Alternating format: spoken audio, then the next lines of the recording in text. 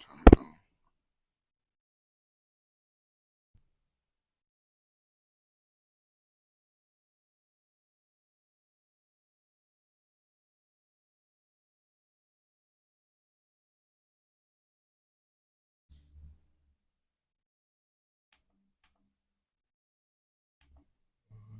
Try this.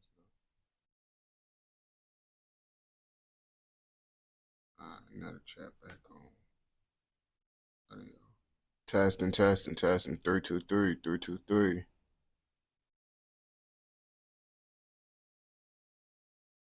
Now trying to go over to YouTube. Gotta make sure everything running on that end over there. Everything running good on that end. Damn, what the fuck was I finna do?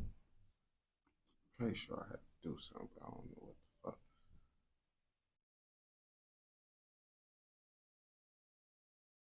Oh yeah, that's what I was.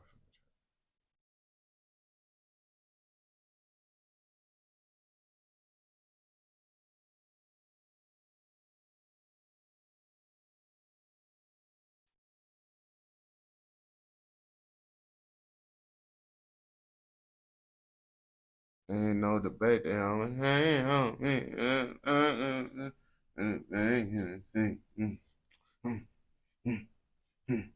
Go, go, go. I ain't gonna bap to you. Everybody be so used to me motherfucking hopping on at the late times. Well, people don't be up on this bitch. When motherfucking, shit, oh fuck. Oh shit, I never moved that shit on. Wait. There we go. There we go, right there. Right there, gotta set this shit up the right way.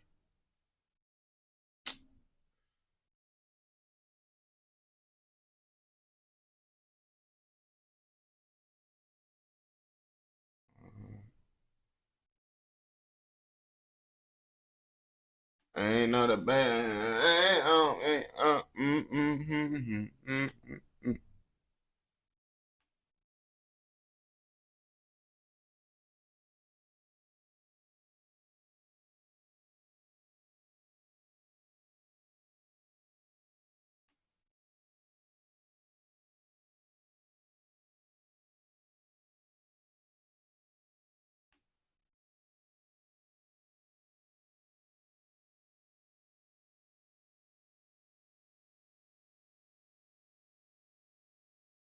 Mm.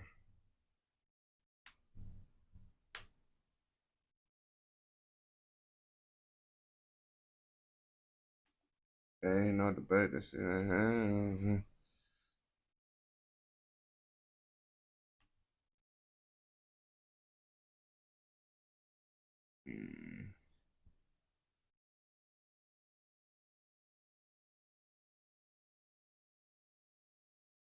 Oh yeah, I got this.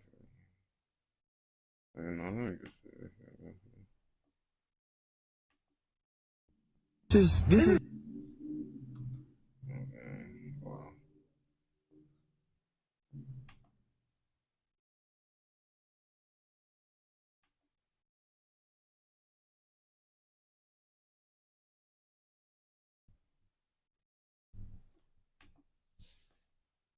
These hoes ain't loyal on game. You don't believe these hoes ain't loyal? You think your bitch loyal to you? Alright, bro. Well, I'm finna show you a video of some females that was caught cheating. And that could be your bitch inside the video, bro. You never know. I ain't gonna bap to you. Your bitch inside her previous relationship, and she hiding the fact that she got exposed in her previous relationship. But then you came across this video and you seen your bitch inside the video. Nah, I'm just fucking around, bro. Hopefully your bitch is outside the video, man. But let's see what the fuck they got going on in this shit with these cheaters. This is Uber. This is not what. Can I see your app? Can I see your app? No. Oh, let me get back in there. Hey, what's going on, guys? Shy Clips here once again, and today's some crazy clips of the worst couples I can find. And like always, guys, my favorite clip will be at the end. But in this first one, it is absolutely wild. This girlfriend cheated right in front of her boyfriend. One quick kiss. Oh, touch her! He's never done a backflip a day in his life, right? If he does a backflip, you give him a kiss on the cheek. Deal? Shake on it, Deal. shake on it.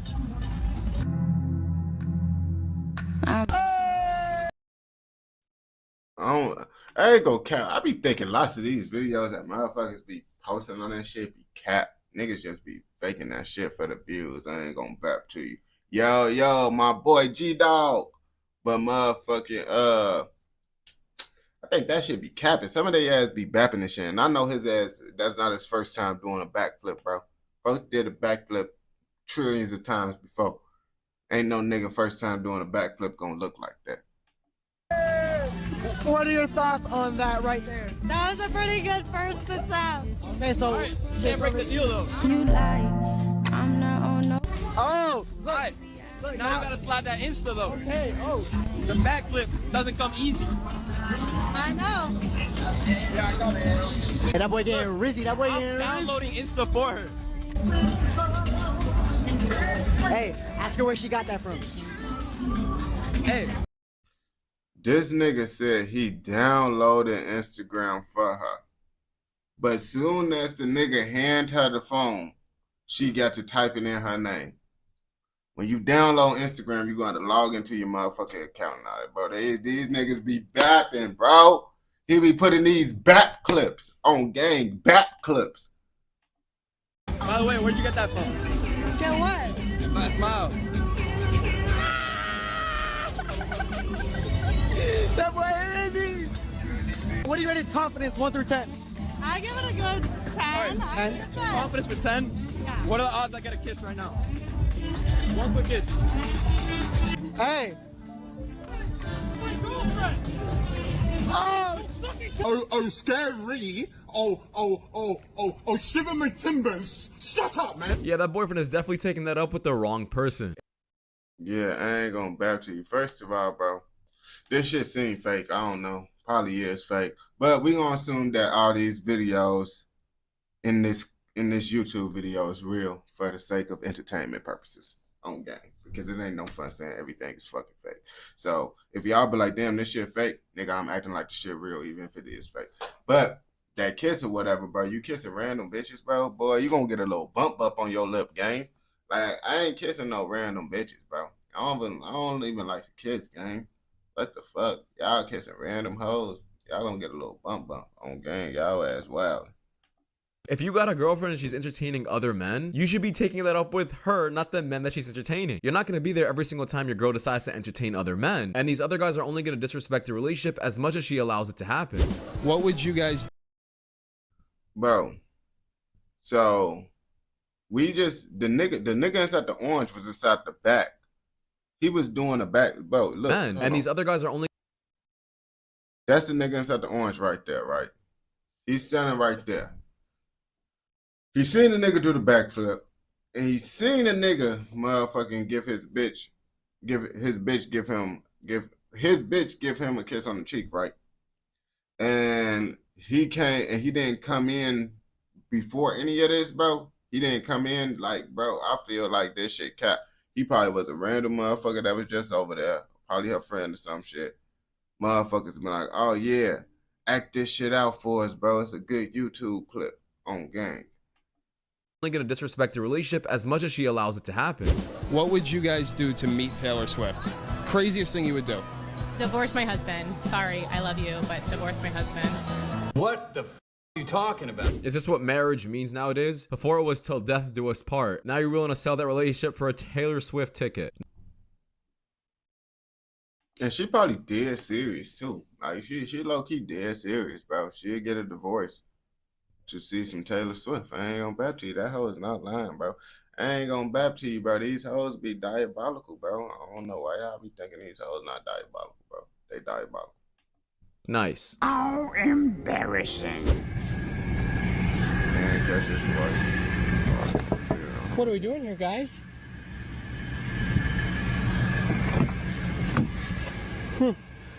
pretty good proof to me. Oh, hey, I'm video recording you, buddy.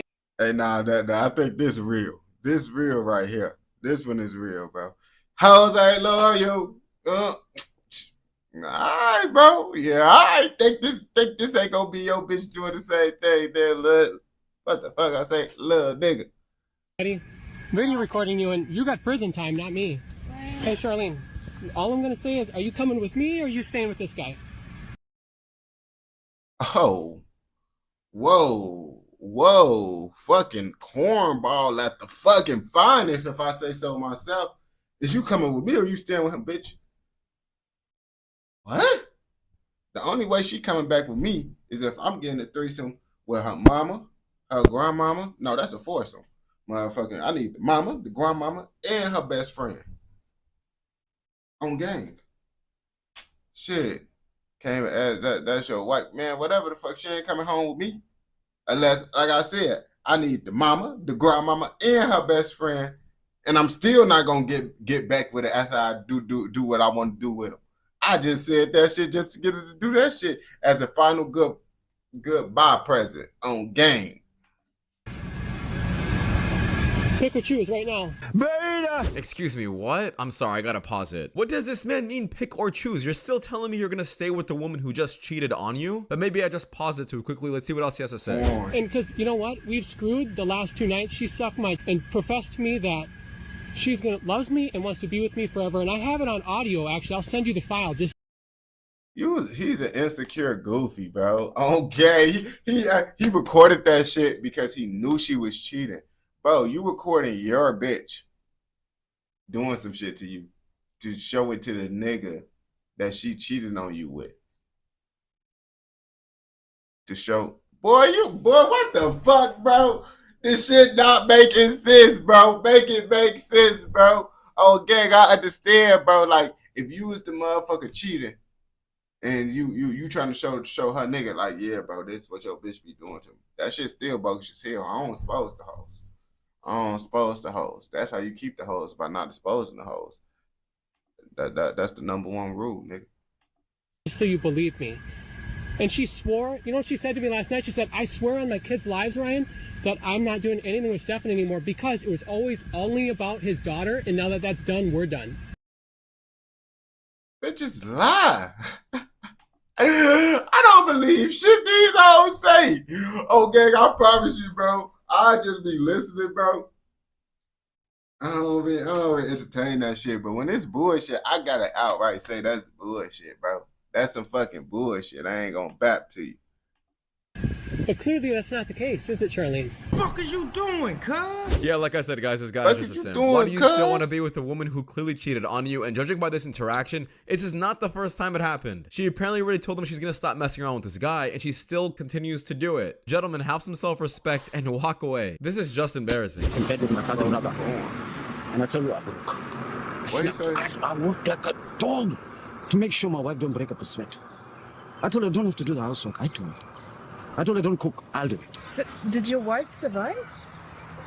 My wife hit the floor 3 times on the switch. I was going to say sternum. 3 times on the chest. My wife hit the floor dead. I dropped on my knees. I took the wedding ring out of her finger and I put it over my finger. From 2004 to now, I've not touched a woman and I'm proud. I'm proud. I don't need a female. I don't need a female. For what?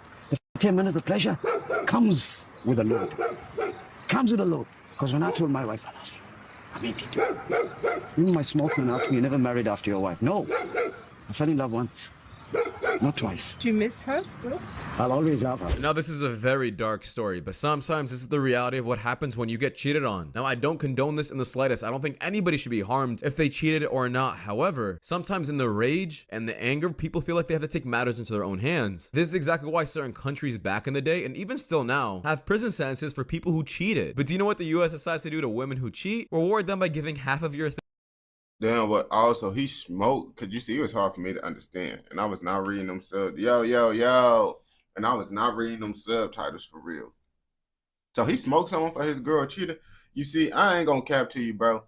I don't know if that's what's going on for real, but if it is, boy, I'm not doing this shit. I'm not letting no bop make me crash out. I'm not beating no bop ass. I'm not shooting no bop. None of that, bro, because it's like, bro, I'm losing my freedom for a bop that's still gonna go fuck while I'm locked up, bro. What? Why would I crash out over a bop when I could get better bops? Come on now. For every one bop lost, you could gain 5 more. On game, that's how I look at it, bro. I ain't tripping about no hoe. Things. Absolutely corrupt. Now, looking at this, I swear you said you had no money.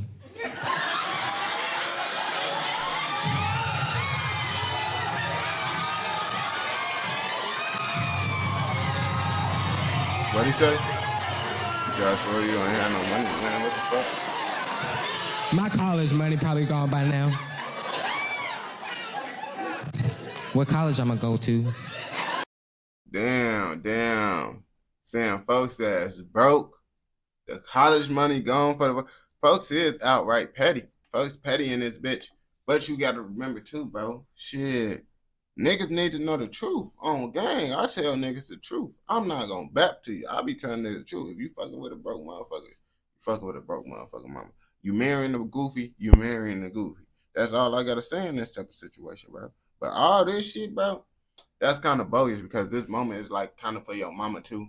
Even though your mama with a broke motherfucker, this for your mama at the end of the day, not the broke dude you don't like. Alabama A&M?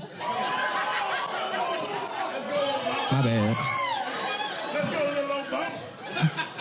Now you guys can have your own opinions about this guy who's wealthy marrying a single mother, but I think this guy and this kid are gonna have a great connection. And it breaks my heart. Oh, he got money. I didn't even know what the fuck going on. Also, he said his mama broke. I ain't gonna bap to you, bro. I don't be knowing what the fuck. Like, if the shit, like, I ain't gonna bap to you, bro. If the shit not interesting to me, bro, I zone that shit out, bro. I didn't know what the fuck he was talking about. She said broke, money, college, what college I'm going to, all my college money gone. I don't know what the fuck he was talking about on this bitch, bro. Like, I honestly didn't know, bro. I ain't finna bap to you, bro. So when I be like, damn, I say the wrong thing trying to just talk, that's because I'm just trying to motherfucking put the things together off of the little knowledge I did listen to.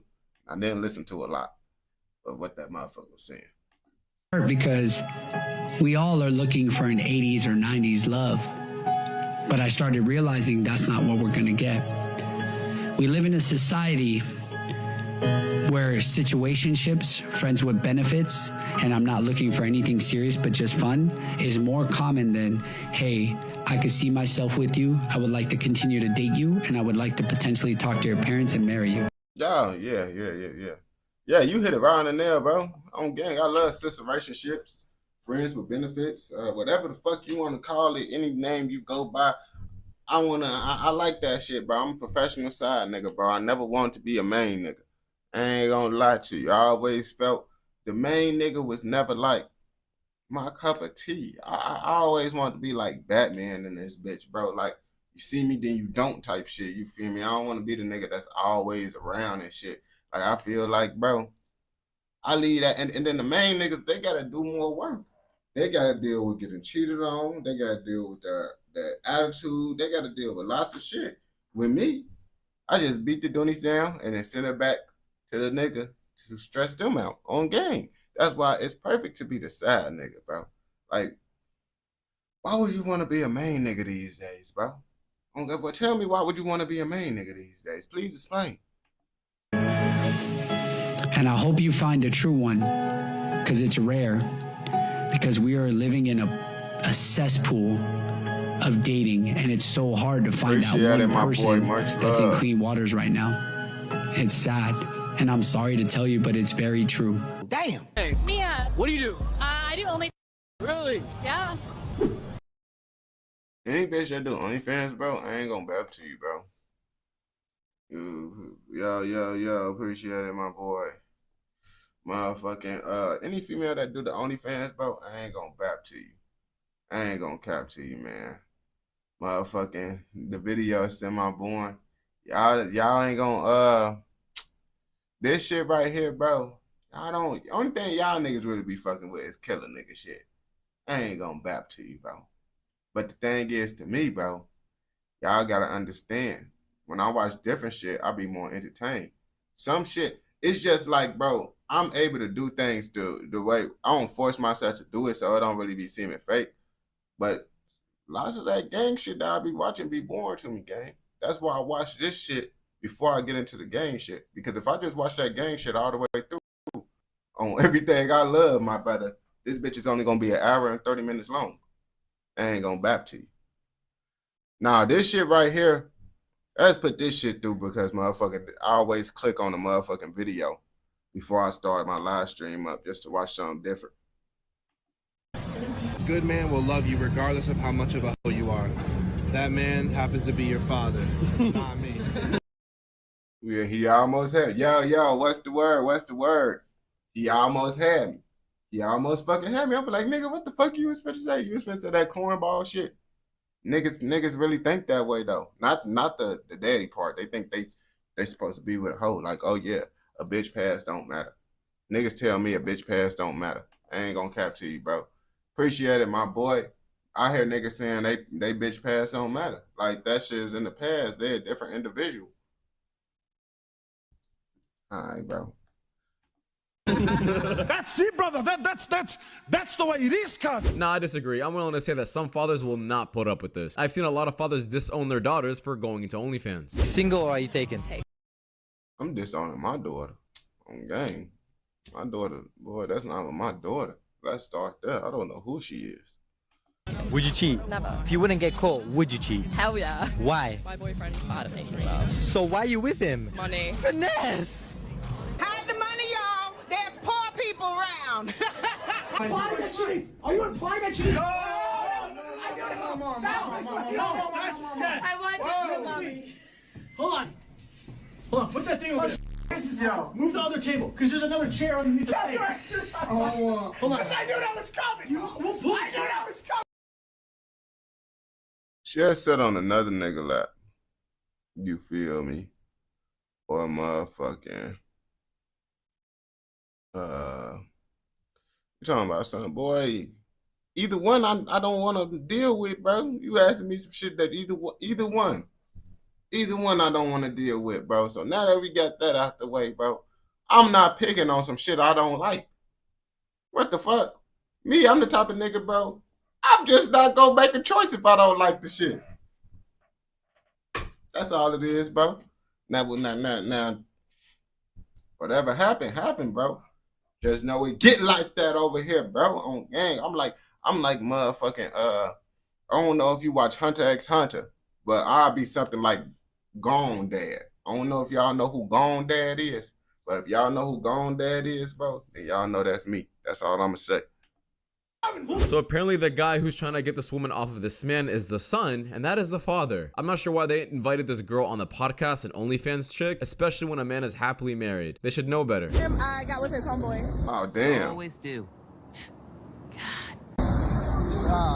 Why'd you do that? Cause he slept with my homegirl. You got a picture of her? No. I have her blocked. How'd you find that out? He slept with her. I went through his phone. Did you call him out? No. I just left him silently. So you just left him like, hey, we're done? And then I slept with her brother. Oh. Wait, her brother and his homeboy? She is evil. Who was better in bed, your man or his homeboy? Homeboy. How big was he? Use your hand. What are the chances that I could get some for me? Some for me? You're not my type. You're cute, but you're not my type. Can we just smash and walk away? No. What is her type? I like chocolate man. She look like the type that like that shit. I ain't gonna bap to you, bro. She the type of female I most definitely cheat on, bro. She just don't look like a trustworthy female to me. Like, I ain't gonna cap to you. Most females don't look trustworthy. But her just popping out like that, bro. Females that pop out like this, bro. Females just that pop out like this, they ass motherfucking be bops, bro. I ain't trying to hear none of that shit, bro. And it's like, I don't give a fuck what the females wear, because they be like, females hit you with the, oh yeah, you would talk to them bitches and try to fuck on them. Yo, but yo, what's the word? But you don't like your girl wearing that shit. Duh, bitch. Because I look at them as the little bops. I don't look at my girl as a bop. But if you want to dress like a fucking bop, so be it, bro. And yes, I like bops. And yes, I don't want my girl to be a bop. Okay, what the fuck it is, bro? That's like saying, oh, why the fuck you smoke and you don't want your kid to smoke? What the fuck? That's what basically said, oh, why the fuck you like bops and you don't want your girl to be a bop?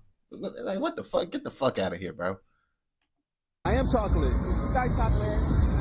It's dark. I don't know why some women do this. They feel like degrading themselves is a good way of revenge. It's not. You're proving everyone's point that you're for the street and that you're worth getting cheated on. If your partner cheats on you, are you moving out or you staying? I cheat or she cheats because it's usually you mean if I cheat because usually who is cheating? She.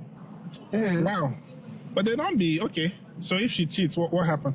Do you move out or do you stay in if she cheats on you? Where am I going to go now? You see, can I come and stay with you? Me? No, I ain't got nothing to do with your situation. This is about you. No, I can't go back. How can you tell me to move out? She's the one. I'm staying with her because do you know how things are hard? So I can only if I can stay. But can I stay with you? No, I'm not. I ain't gonna care. This is the real life situation for lots of niggas. Lots of niggas, bro. That's the main reason why lots of niggas put up with bitches cheating, though. Because they need them bitches, bro. It's either they can't get more bitches, they need to live off that bitch, and they can't get no money without the bitch. So now they gotta put up with a bitch of bullshit. That be the thing right there. I ain't go back to you, bro. I go homeless before I put up with a bitch bullshit, bro. But I'm not going homeless, bro, on game. Not an option. From the little I understand about this clip, I guess this man is still willing to stay with the woman as long as she pays the bills. I mean, that's a joke video, bro. I know for sure that video right there was a joke video, bro. But like I said, we don't act like all these videos is real for the sake of motherfucking content. Nights and girls' nights. He's like, when girls go out to like the bar, like they're genuinely excited to just like dance with their girlfriends. Yes. And like have a cute cocktail and take pictures. That's mostly what girls go out for. It's like to take a cute picture and a cute dress. Literally. Like we literally want to just go to dinner, just get cute. Dinner and the club is two different things. Dinner in the fucking club is, you see, bitch, what the fuck is you talking about right now? You see, you added shit up in there. Going out to eat is different. Drinks, wear a cute dress, take cute pictures, and really go home. You lying ass. Yeah. But guys just want to go there and like look for girls. To be honest, they. Bitch, why are you going to the club? Nah, bro, you don't go to that type of environment, bro. Because I know females, bro, that want to live with their friends. They ass would drink at their motherfucking crib. On gang, they don't gotta be around a bunch of random ass niggas to like feel good, to have fun. Y'all females be needing to be around a bunch of niggas to feel good because y'all want niggas to look at y'all. Y'all want niggas to come up to y'all, bro. I'm not trying to hear all that bappery. I'm not trying to hear that bappery. Me, I don't go to the club. I don't like to go to clubs. I don't like to go to parties, bro. I used to do all that shit in high school. But not no more, bro. On gang, I don't do that shit. Bro, I gotta think about that shit. I don't really got no favorite. Like, what do 2-3 single guys go out at night for? Like, literally. For what? To get, I'ma say it. I mean, we be going out to look for the plug. But we can't get no more of that shit, bro. We out there trying to get food. Bro, shit, like, you gotta understand, bro. Nowadays, bro, I don't know where the fuck y'all these bitches from, but nigga, these hoes be backdoor as hell, bro. They would just rob you just because. You don't gotta be like no op nigga, none of that shit. These bitches just be trying to set niggas up, be on some backdoor shit. I don't got time to smoke a bitch because she trying to backdoor me. Cause bitch, if you try to backdoor me, I'm smoking you, gang. I'm telling you that right now, bro. Right now. I ain't go back, and I'm not gonna have no remorse. And the dude, they come through, bro, they ain't getting blinked down too. But niggas don't even want to go through that. That's the thing. Niggas ain't trying to deal with all that backdoor shit. Lots of niggas bad trying to just fuck with bitches, bro. On gang. So it's like, nigga, y'all females, I guess it's different environments and shit. Cause certain niggas ain't trying to fuck with these hoes cause they be backdoor. Like on gang. Niggas just trying to fuck with the same hoes. What they go out for?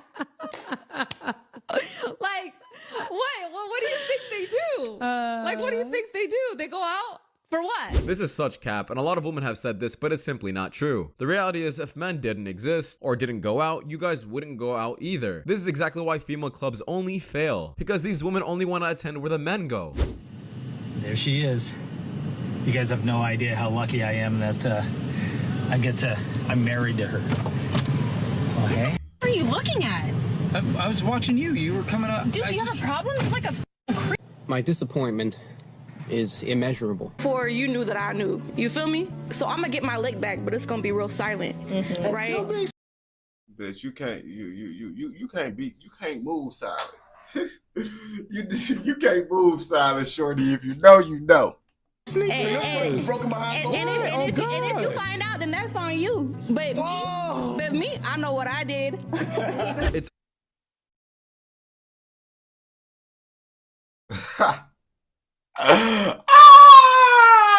bro. When females do the little tongue stick out, bro, after they little sentence, bro, I know they a hoe. It ain't no more. She stick her tongue out after saying some shit to solidify the bop. That's solidified that she's a bop.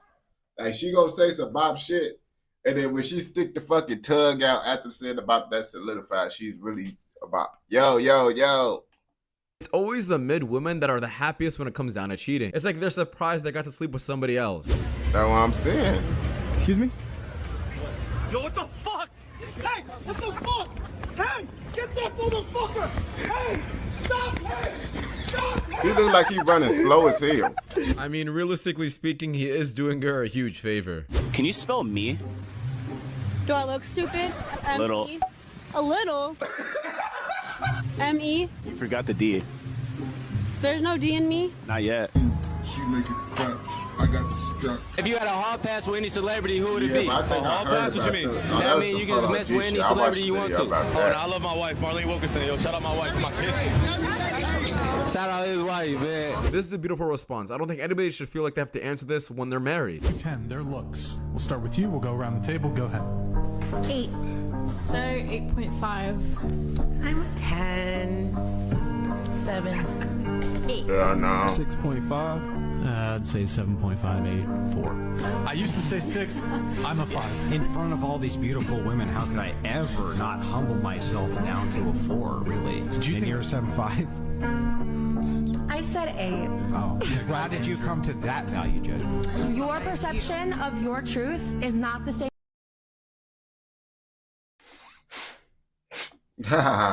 You see, this is the fucking problem. You see, niggas, the thing is, when they ugly, they know they ugly. Niggas be doing they some ugly motherfuckers. They just accept it. We embrace it. Well, when I was ugly, at one point, I used to be an ugly motherfucker. I embraced it. Okay, bro. Niggas just embrace it, bro. But it's like the females, bro, they get inside this little delusional world and shit. And it's like, it's bad if motherfuckers tell them the truth. Like, shorty, you not that. You not that. I ain't gonna back to you. So it's like, why do these females just lie? Like, the problem start with the females, because the females lie to these women to let them think like, oh yeah, you shorty. First off, we got to make sure we stay within the rules. So, you know. Same for myself or anyone else. Yeah, what is truth in a world that you're an 8? But to be fair, also, it's interesting to claim to be so religious and so close to Jesus and be so negative. To tell the truth? No, I'm just saying, just to be so What would negative. Jesus do? He'd be like, you're a 10, sweetheart. Forget objective reality. Turn the other cheek. I mean, they ain't gonna back to you, bro. The religious motherfuckers be the most fucked up individuals. Them niggas just use that shit to hide behind it. Like, them niggas just do that shit, bro. They lie, they hide behind that shit and they be fucked up, bro. I ain't gonna back to you. Yes, sir. But it's like, shorty ass, man. Hold on. Shorty ass in this video, bro. Like, bro, like I said, bro, you can't, like, bro, you're not supposed to. I can't say certain things, bro, because the rules, bro. If I believed he would turn the other cheek. He would love me as one of God's children. Yes. He would have known that it's my journey and my life. But you know you're too, whether he loves you or not. And you know what? Being is not bad. Stop it. You see how he had to block that shit out? He had to block that shit out. The word is so fucking sensitive now. That's why I can't even speak my mind on what I'm trying to say for real. Because I already know how the game go, bro. I don't care about what motherfuckers gonna say. It's about motherfuckers gonna try to take that page away. So we ain't gonna say what we need to say. Get some help. This clip perfectly demonstrates how women simply lie to each other. I can promise you every single other woman at this table will never switch places with this other girl who's clearly obese. Forget beauty, it is completely unhealthy, and you shouldn't want to be this way just because you think some men would accept this. She's gonna have a heart attack at 50 years old if she keeps this up. What's up with all these silent dudes? Like, what's up with all the guys that go mute? What the f are you doing? Wake up! Leave me alone, please leave me alone. Leave me alone, please leave me alone. Nah, I didn't watch it. Good morning, beautiful. Just want to let you know I've been thinking about you all night. Last night I had such a... Bitch, wake up. You ain't sleep, ho. Nah, bitches don't even want to hear all that shit, bro. I ain't gonna bap to you, bro. Ain't no female motherfucking ever really like, yeah, they want you to be respectful, but it's like motherfucking, nah, shorty at the time, that was just in the thing. She wasn't, you feel me? That ain't my type. I ain't really fuck with her like that. But motherfucking shorty ass, she had that, you talking about shorty, she had like makeup on and shit. I don't like that. Wait, let me see how she even look. I forgot how her ass look. I was really trying to. She belongs. Yeah, all that makeup shit on, bro. I don't like that shit, bro. On gang, none of my exes wore makeup like that, bro.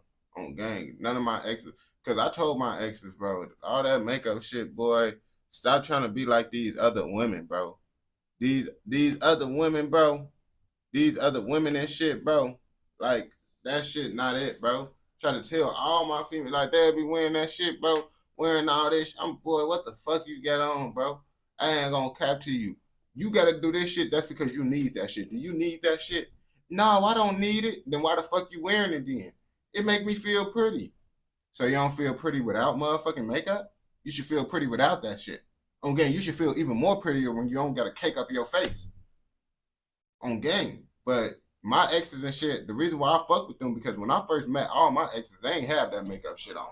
I promise you, I ain't never come up to I never even walked up to a bitch that had makeup and shit on like this. I promise you, bro. I do not like that shit, bro. Man, I ain't gonna bap to you. This, like, I see makeup for old people. On game, my grandma know wear makeup, bro. My grandma know be wearing makeup, bro. You remind me, when I see this shit, bro, I see a grandma gang.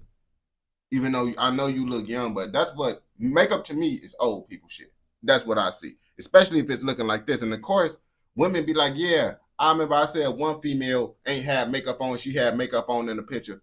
But I didn't know she had makeup on. That's the thing, bro. If you raw as hell with that shit to make it to where niggas don't know you got makeup on, do that shit. But if motherfuckers off the back know your ass got makeup on, bro, look like everything on your face got Drew on, come on now, motherfuckers ain't fucking with that shit for real.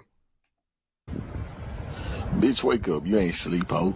She belongs to the street. Yeah, guys, basically don't put a woman on a pedestal because apparently they'll get the ick by it. Did not start in the bedroom. They started cheating on you when they started liking those thirst traps, commenting on them, them just entertaining the thought of being with someone else. People are always like, oh, it was just a like, it was just a comment. Well, that's how the cheating begins.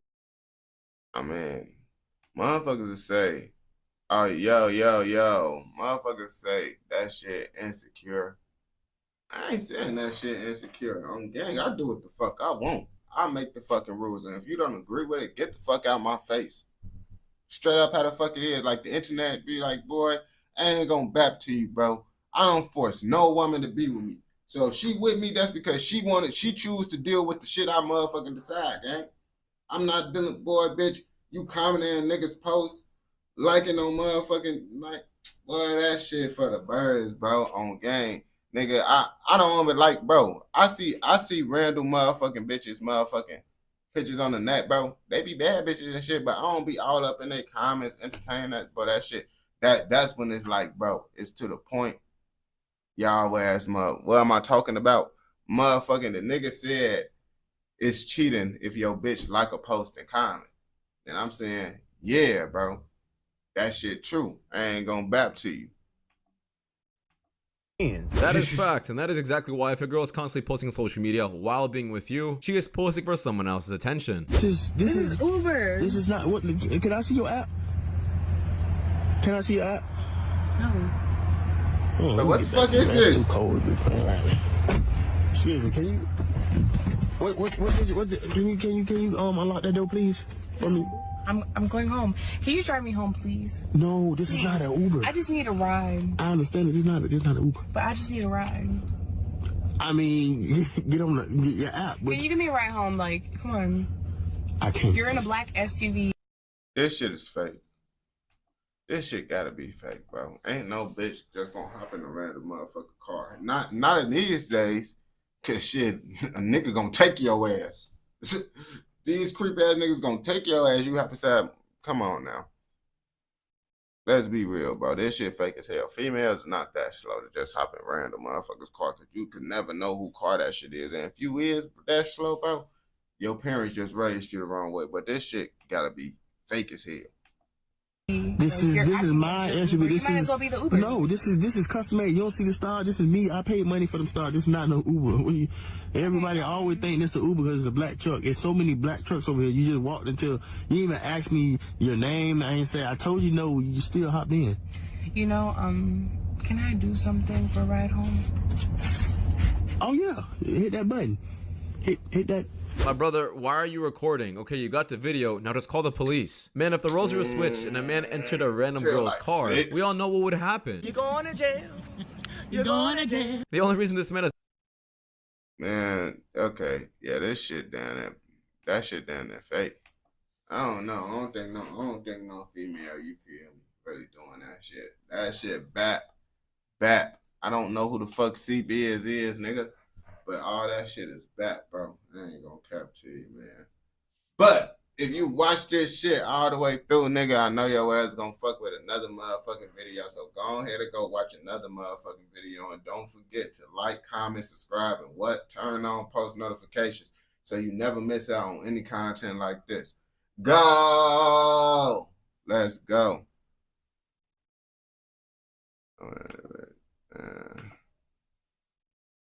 How y'all just in Pikes cut in always.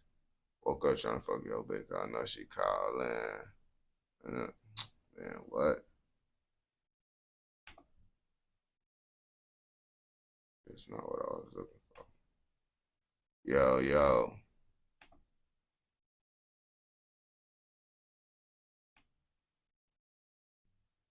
Hey, how y'all just in Pikes?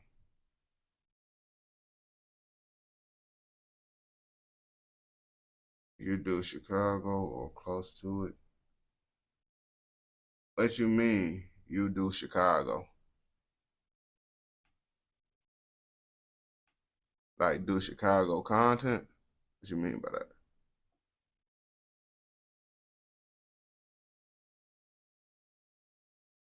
Oh, react to Chicago content? Yeah, but it's like, I ain't gonna bap to you, bro. That shit be annoying as hell too. Like that Chicago shit, bro. Like I ain't gonna bap to you. I be telling y'all that's why I be switching up the content and shit because it's like, shit. New York shit just the worst. But I'm damn near tired of all that. That's why I be watching. That's why I be liking watching all these different countries and shit now because I ain't gonna lie. The same shit, bro. Like just shooting a nigga over and over. Like what these street niggas do. Don't excite me, bro. I ain't gonna bap to you. It's just like, nigga, my grandpa could got more streeter stories than what these people be talking about. But it's like, that's why I be like this shit, you feel me? That's why I just have my outlook on it. Cause I've been like, bro, I haven't heard not one really story that that motherfucker was wilder than any of my family stories. Like, of course, my family got some stories that's regular shit, but like multiple of my family members and shit, like from wild shit, like motherfuckers did some diabolical shit. I don't want to speak about because that shit was fucked up. Like, it's like fucked up shit and street nigga shit. Both shits, bro. So it's like, I'm like, I don't want to hear that shit, bro. Like, my grandpa could tell better stories. Well, I ain't gonna capture you. If y'all make a video about my grandpa, that shit would damn near be better than 90 of those Chicago story shits, 90 of those UK shits, 90 of those New York shits on gang. And it's real gangster shit. Niggas that did the time, niggas that ain't tell, niggas that ain't run to the internet and put everything on the internet after he did a real gangster. Like, when you come from real gangsters, this cornball shit, it just be like on game. I ain't gonna bap to you. Like, because how I look at it, bro, me and my grandpa, bro, we look at all this shit. My grandpa tell me to do this shit because it's money. He say, bro, it's money at the end of the day. But lots of these niggas that's doing this gangster shit, bro, them niggas is fucking cornballs. And it be pissing me off when niggas be in my comments be like, oh yeah, them niggas will fuck you up for speak. Boy, I would smoke them niggas. I would smoke them niggas, bro. Y'all be thinking, boy, everybody, I just don't want to crash out. I just don't want to crash out because I see the results of my family members doing time, losing 40, 50 years, they life to this shit. Family members that died in prison on game. So I see the outcome of that. So I just don't want to go down that route. But these niggas, bro, I could crash out and smoke them niggas just like they could smoke me. So don't ever think I'm scared or whatever the fuck of these niggas is. If y'all scared of these niggas and think they tough, don't think I'm supposed to be scared and think them niggas tough on game. That's bad, because I could guarantee I really ride with a gun every day. Even before I had a legal pipe, I was riding around with hot pipes every day. That's why my OG signed off on my gun card. She signed off on my gun card because she knew I was riding around with hot pipes. And she'd be like, fuck it, if you gonna ride around with guns anyway, you might as well just get you a legal one. That's where I come from type shit. My mama want to help me so I won't go to jail and shit on game. But like I said, bro, I really care. Niggas be getting caught by nigga brain pipe, all that shit, bro. But I decided to do it the right way and shit too. But that shit be pissing me off sometimes. That's why I don't be watching that Chicago shit. That's why I don't be that's why I be switching it up. I really like the Ireland shit, and like, because Ireland, them niggas be like doing like mafia. I really like mafia type shit, mafia mob boss. Like, them some real gangsters, bro. Like, I want to see real gangsters, bro. Not a bunch of junkies with guns that's emotionally unstable, bro. That's what these street niggas is, and niggas say that's gangster. Emotionally unstable junkies with guns. My grandpa was a emotionally unstable junkie with a gun too. My uncle was too. Well, my uncle damn near still is. My uncle still is. Emotional junkie with a gun. Some of them. Like, I ain't gonna cap to you. Like, that's just what it is. Like, niggas think about this shit. I talk about my family members too. And my family members know this shit. Like, that's why I be like, bro, with the videos, bro, can't no one get mad at me for calling these rappers goofy. Because I call my family members goofy. I ain't gonna bap to you, bro. Like, that shit, bro, be blowing me. Yeah, he said, hey, don't stop it. But nah, bro. Yeah, bro, I don't know. That Chicago shit be blowing me. I made it. Oh, yeah, another nigga pissed me off because a nigga said I be more, it's like I don't talk about Chicago content as much. And it's like I'm trying to talk about Toronto as goofy. Boy, I got tired of hearing that goofy ass shit in Chicago. I want to hear about goofies in another country now. What the fuck? I told the niggas to scroll back. You gonna hear me saying the same shit about the Chicago motherfuckers, bro. It ain't not the same. Goofy over there, just different countries. I'm not picking and choosing just because I'm from Chicago. Niggas goofy out here too. But y'all just hear me talking about the goofies out there. On game. But no, it ain't no Chicago. Chicago ain't no better. That shit goofy out here too on game. So if y'all ever think I'm just calling y'all goofy, just know Chicago motherfuckers goofy too. Just don't think y'all just goofies, bro. UK most dangerous debt collector. Like, them niggas, that nigga sound like a mafia nigga. The UK most. I got some shit. Like, I got a couple videos that I already like. This nigga's, this Canada richest and most wanted gangster. Like, I clicked on this shit, bro, where I already had it. I like put did a couple videos that I thought was gonna be interesting. There's like a Canadian gang shit, but it's like I can already tell it ain't gonna be on like no regular nigga shit. Like lots of the videos I got, bro, ain't on no nigga shit. But I do watch the shit because that nigga shit do get views, bro. I ain't gonna lie to you. I don't know why that shit get more views than the mafia shit because I feel like the mafia and all that shit be more interesting. But niggas just like this shit. I'm like, bro, how the fuck y'all like this shit over the mafia shit, bro? I feel like that mafia shit, boy, crime family shit, that shit be busting. If it's not a video, you should watch it after this. What you mean? Nah, but I ain't gonna cat to you. But motherfucking Drill Made Daily, make that Chicago content though. Just because I'm saying this shit, everybody not like me, bro. Like, you keep doing that shit, gang, because that's what's gonna get you the views. I ain't gonna bap to you, bro. Me, bro, everybody ain't gonna think like me. So therefore, you doing shit that I want to do, bro. Boy, I tell you the shit that niggas like in Chicago. If you want to do like different gangs, if you want me to like motherfucking text you like gangs that you can make videos about and shit. But yeah, just because I be saying this shit don't mean you shouldn't make that content, because that content still be good content on game. That should be good. It's just me, bro. Lots of people don't get grandpas like mine. Lots of people don't get dads like mine. People don't get uncles like mine. So they're gonna look at it different. Yo. Oh yeah, do all that shit, bro. That's why I said all that shit, bro. Well, really, all the gang shit really kind of the same all over, bro. Like, really, it ain't really like no. I don't know how to explain, but like the shit is like, I don't know. It's just like it ain't.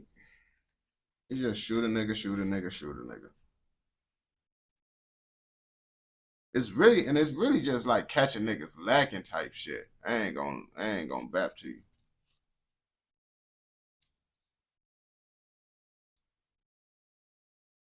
Niggas don't really be having standoffs and shit.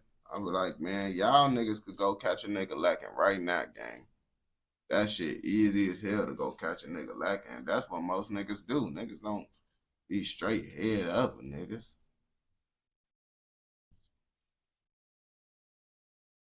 If you catch the biggest gangster right now lacking, you could kill him, bro. And that's what most niggas do. It's just about catching niggas lacking, bro.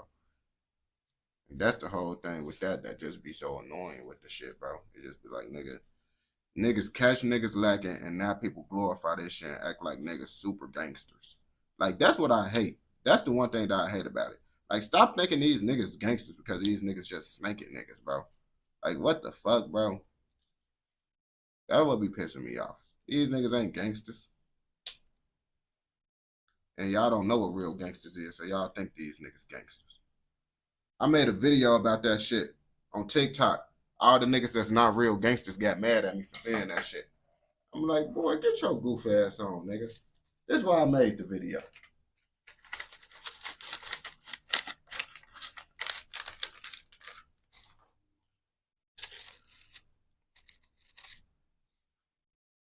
Should I make UK videos? Yeah, people fucks with that shit. I feel like, bro, the UK shit, bro, it's just like, for the American shit, you gotta make that shit into like a niche for people to like want to watch it though. Like, with me doing the reactions, and like if you get more people to do reactions and shit, like, damn motherfucking fucks with the UK shit. I ain't gonna bap to you. But lots of niggas, bro. Lots of niggas and shit, bro. When they do their reactions and shit, they don't post it consistently enough to make it an actual niche. You feel me? That's the whole thing with the UK shit. Like, I see like little reactions pop up, but it ain't like no real niche for like UK content in America.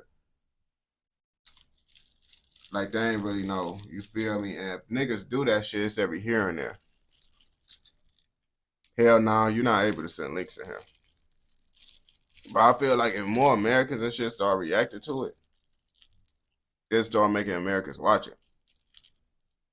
Cause then it's gonna be bringing your content over, like putting it inside the algorithm and shit. Because the YouTube only promotes shit to people that they think gonna watch the shit.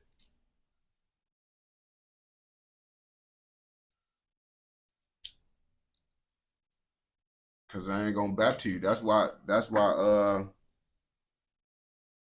my shit, motherfucking okay, wanna start you watch UK content. Yeah, I ain't gonna back to you, bro. Yeah, appreciate it, my boy. Appreciate it. Yeah, the UK content and shit, bro.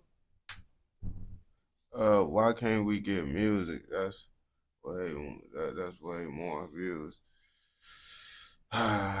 It's not about the views, my boy.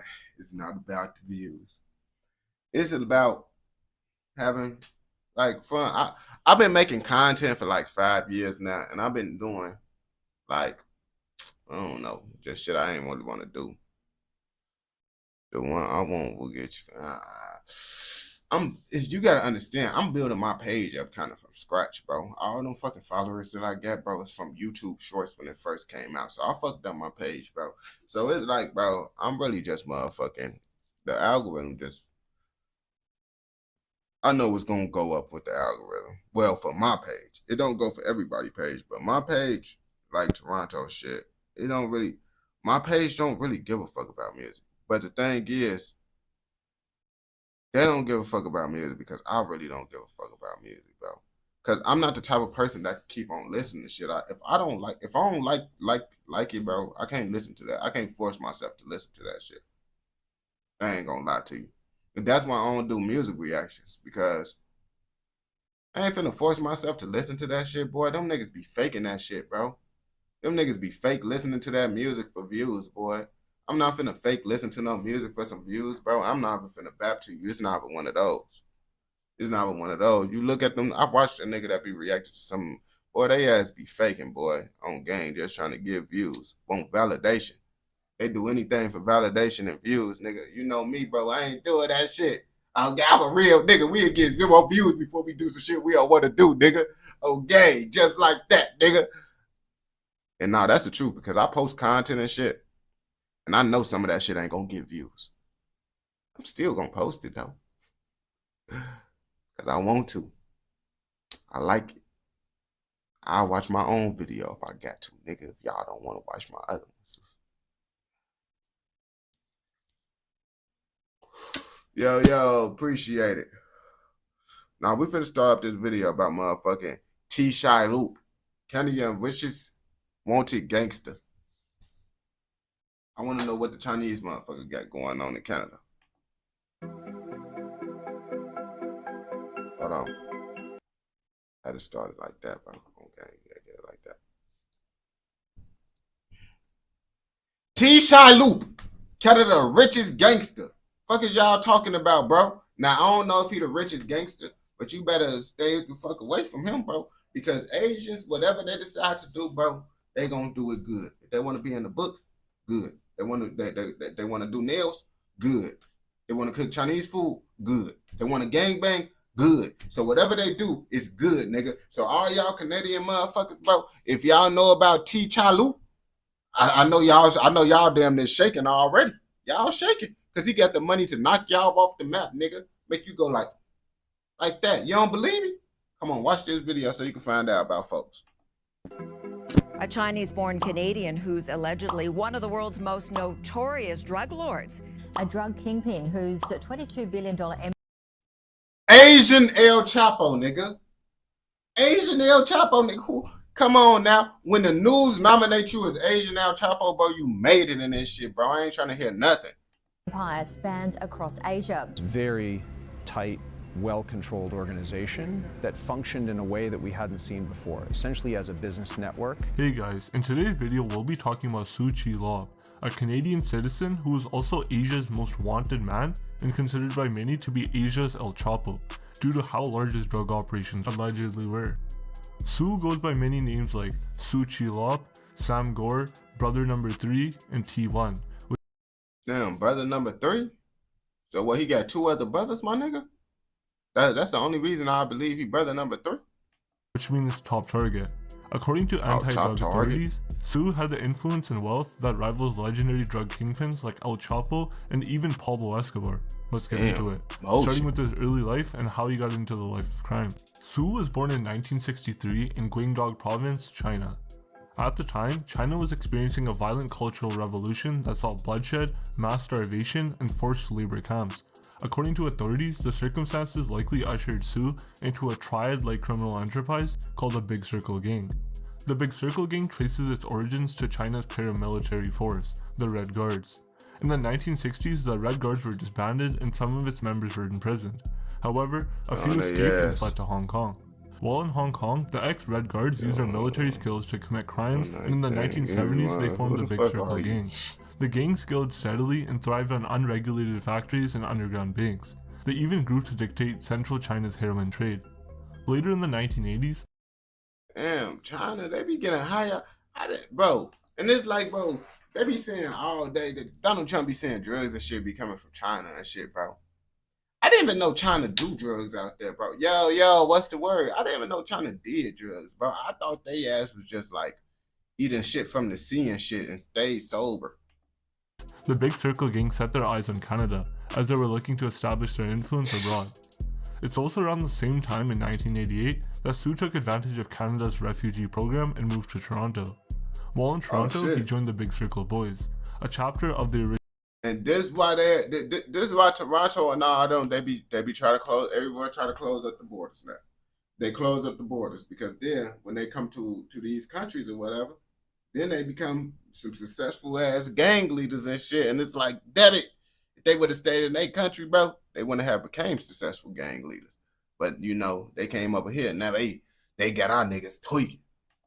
Original Big Circle Gang. Unknown to the authorities, Canada was soon to become the center of a multinational drug network.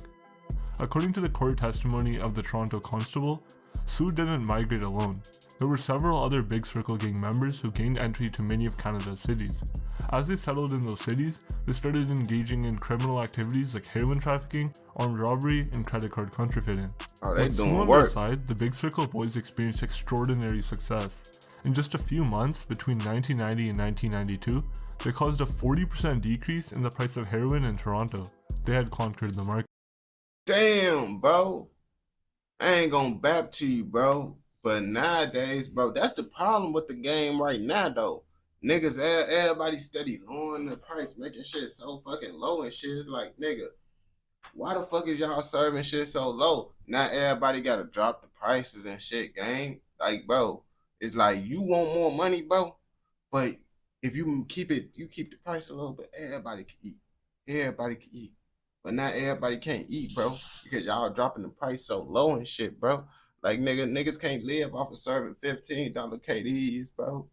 Niggas can't serve off of motherfucking doing motherfucking $50 zips. Like, what the fuck y'all niggas doing out here, bro? Like, y'all gotta lower the price, man. Please be higher the price so niggas can motherfucking get more money, nigga.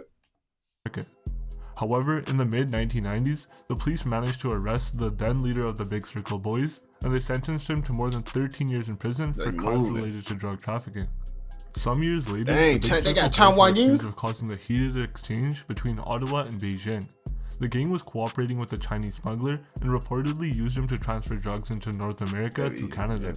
After his reveal, he sought refuge in Canada. It was that move that caused friction between Ottawa and Beijing. And the thing is, though, what I tell niggas, bro, Za's not even that expensive, bro. It's not that expensive, nigga.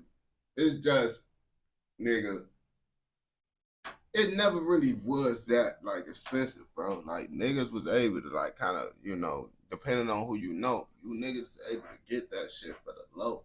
And it's just, nowadays, I feel like just with the times and shit, everybody dropping the price.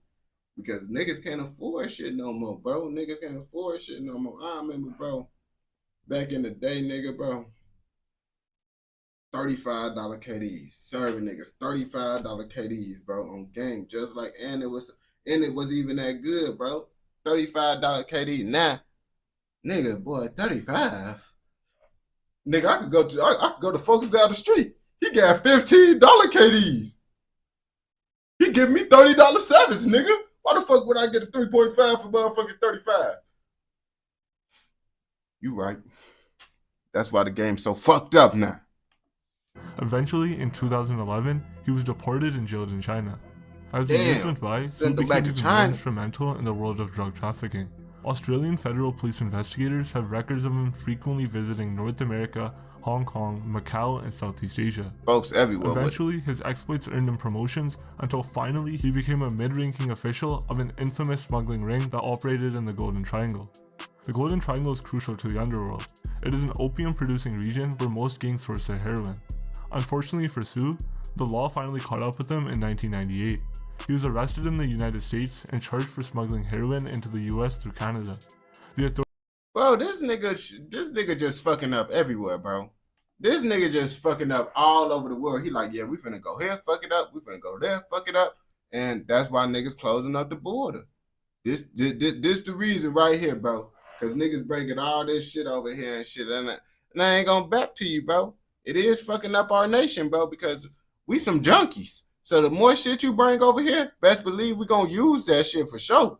I'm telling you that how it is. That's why they gotta stop that shit from coming in, bro. Because if they don't stop that shit, niggas using that shit, bro. They don't give a fuck. Authorities found out that he was organizing the trade with the help of the infamous Rizzuto crime family. At this time, he faced a potential life sentence. The Rizzuto crime family is a huge name in the underworld, especially in Canada, and is even commonly known as Canada's most notorious criminal organization of all time. They operate from Montreal, with their influence spanning most of Quebec and Ontario. Some law enforcement units like the FBI consider it a faction of New York's Bonanno crime family. However, Canadian law enforcement considers it a whole different crime family. Some organized crime authors have even dubbed it the Sixth Family. According to them, the Rizzuto clan is powerful enough to rival any of the 5 families in New York.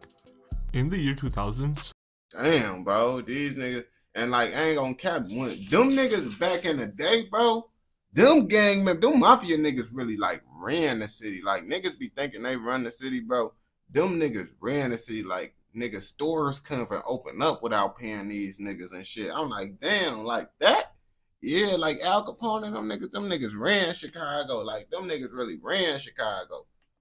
Su begged for leniency through his lawyer and displayed complete remorse for his crimes. He even stated that he had sick and aged parents he had to take care for, a 12-year-old son suffering from a lung disorder, and a wife who was deeply depressed by the situation. If that wasn't enough, he even swore to stop crime, open a restaurant, and live a quiet life. It worked. The court heard his plea and gave him a 9-year prison sentence. He served his sentence at the Federal Correctional Institution in Elkton, Ohio. Su faithfully served 6 of his 9-year sentence until they released him from prison in 2006 and put him under 4 years of supervision. After 4 years of supervision by the US authorities, he went back to Canada. Su kept silent for some years, and the next we heard of him was in 2011 when he and his wife registered a business called the China Peace Investment Group. He getting this, nah, bro. With 5 minutes left in this shit, bro. Folks damn near got back wild. Company. Suddenly, Su slipped from the police's radar and resurfaced in Asia. Today, the police have no idea how and when he got to Asia. At this point, the authorities realized Su never left the trade. He simply picked up from where he left off. Su was seemingly back in the drug game. His time. I mean, let's be real. How the fuck do you think a nigga able to open up a fucking restaurant? How the fuck you think this nigga able to open up a fucking restaurant? That trap. The trap is still booming. Y'all just don't know the trap is still booming. That's how he was able to do the restaurant. Time in prison seemed to only rejuvenate and pump new life into him. This time, Su was determined to make it big and had an ingenious plan to prepare the foundation of his drug reign. His plan entailed an offer that very few drug traffickers and even users would resist. When they bought drugs from him, if by any chance the stash was intercepted by the police, he would replace their order at no extra cost. If they insisted, he would even return the deposit to the buyers. That business plan gave birth to the international super syndicate known as the Company, or the Sound. Folks running this shit like a real life business. I ain't gonna bap to you, bro. Hey, I ain't gonna cap. That's how niggas be getting on niggas' asses, bro. That shit get intercepted. Now nigga getting on your ass because they lost their money. They don't got no product. Now they tweaking. Like, that's a way to have motherfuckers really fuck with you. Niggas ain't gonna fuck with no one else if they know You the nigga that motherfucker. You basically like an insurance policy with niggas, bro, on gang. Samgor Syndicate. It was formed after he successfully managed to convince 5 criminal groups to join his cause. On gang. After all, there were billions to be made. These groups were the Chinese Big Circle Gang, the 14K Triad, the Wo Xing Wo, Sun Yuan, and the Bamboo Unicorn. The Bamboo Unicorns. That's the name that we gotta figure out. Like, why the fuck did they come up with the Bamboo Unicorns? Like, that shit don't sound intimidating at all. I ain't gonna bap to you. According to Reuters, the Samgor Syndicate consists of 19 leaders. Out of the 19, 4 are Canadian citizens, including Su. The others come from Hong Kong, Macau, Taiwan, Vietnam, mainland China, as well as other places.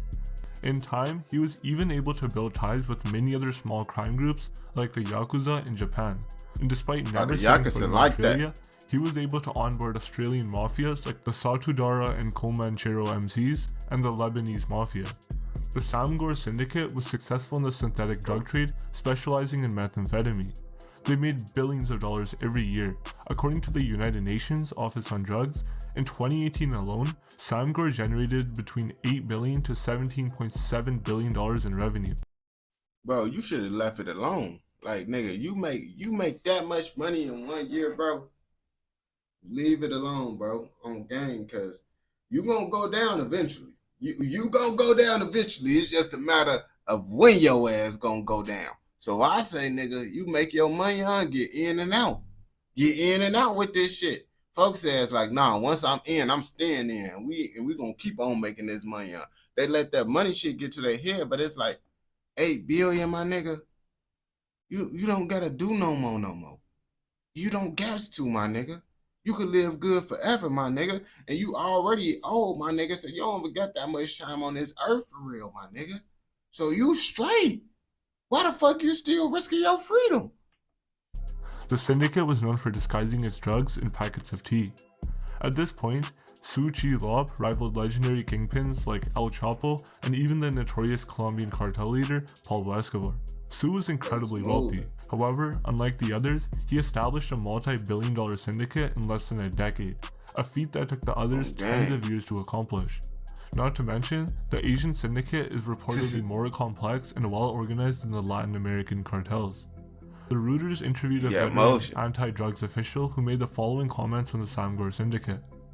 The crime groups in Southeast Asia and the Far East operate with seamless efficiency. They function like a global corporation. In just a few years, Samgor's influence contributed to the underworld's dramatic shift from heroin to synthetic drugs like ketamine, fentanyl, and methamphetamine. Whoa. This why Donald Trump said this shit, bro. This what the fuck they do it, bro. They is the reason. I don't know if they the reason, bro. I'm just fucking around, bro.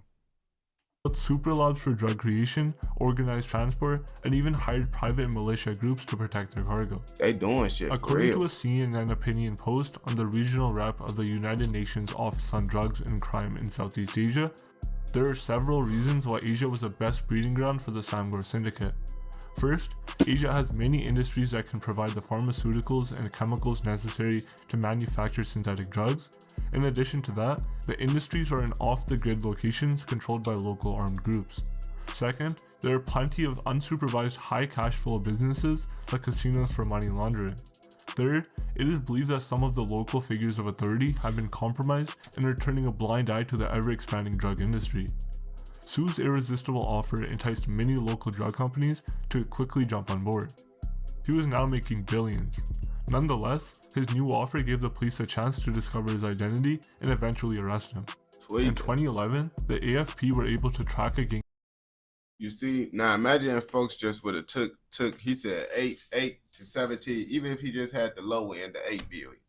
Shit, even 1 billion. Folks made $1 billion. If he just would have took that and left it alone, bro, he probably wouldn't have been in jail because they found out about what the fuck he was doing because he kept doing this shit. In Melbourne, known for importing heroin and meth. However, this time the officers chose not to arrest its members, but instead put them on surveillance and tapped their phones. At the same time, they made sure to intercept their cargo so they would reach out to a Samgor dealer. They patiently did this for more than an entire year. As per their that contract, Rico the coming. syndicate kept their word and continuously resent the intercepted drugs. However, they couldn't keep it up forever, and in frustration summoned the leader of the Melbourne gang. They had to get to the bottom of this. So far so good for the AFP officers, that's exactly what they wanted.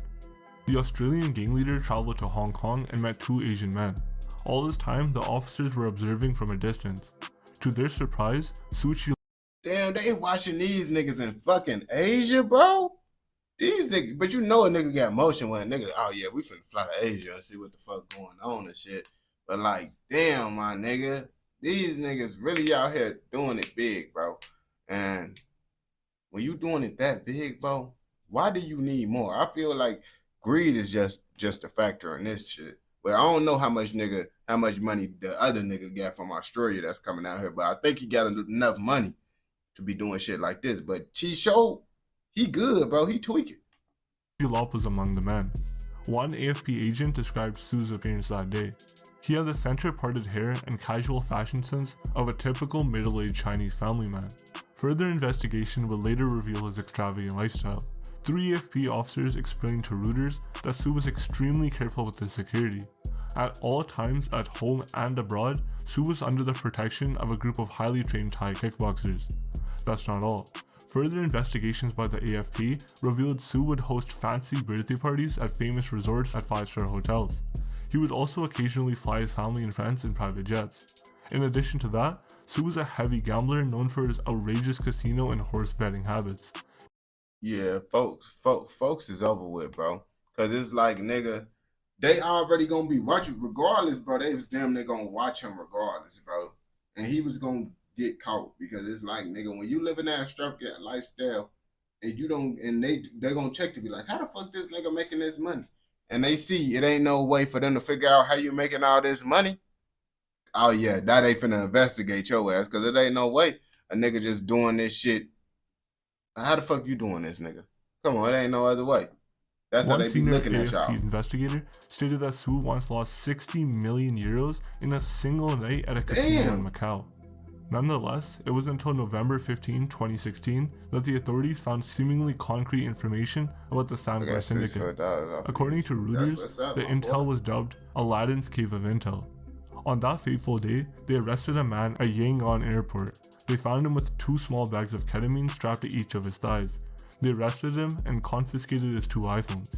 After cracking his phones, they found a mine of information about the syndicate's operations and even Suu's photo. Nonetheless, it wasn't until 2019 that the authorities publicly announced Suu Kyi Lop as the leader of the Samgar syndicate. It was then that he became Asia's most wanted man and the focal point of Operation Kangur. Operation Kangur is the largest ever international effort against Asian drug trafficking syndicates. It is led by the AFP and supported by over 20 law enforcement agencies from around the world. The leading countries were Canada, China, Japan, Myanmar, New Zealand, Thailand, and the United States of America. At the time, he was living in Taiwan. However, it remains unclear how he slipped out of the country unnoticed and without being arrested. Money. I mean, come on, let's be real. You said this nigga is taking private jets and all that shit. If a nigga taking private jets, I'm pretty sure it's kind of easy for this nigga to sneak out the country unnoticed, you feel me? And also, if you trying to make easy bread through your phone, quick $50 to $100, check out the link in the comments, man. To the authorities, this was a testimony of Samgar's influence in the region. On January 22nd, 2021, Suu was eventually caught and arrested in the Netherlands at the Amsterdam Schiphol airport while en route from Taiwan to Canada. For the first time, he spoke on his charges and denied involvement with the Samgar syndicate. Additionally, he challenged his extradition to Australia. The extradition hearing took place on Wednesday, June 22, 2021.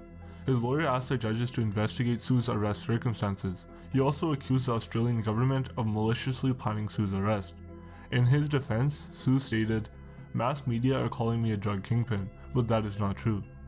On July 2nd, 2021, the court delivered its ruling and approved the Australian extradition request to have Suu tried in Australian courts.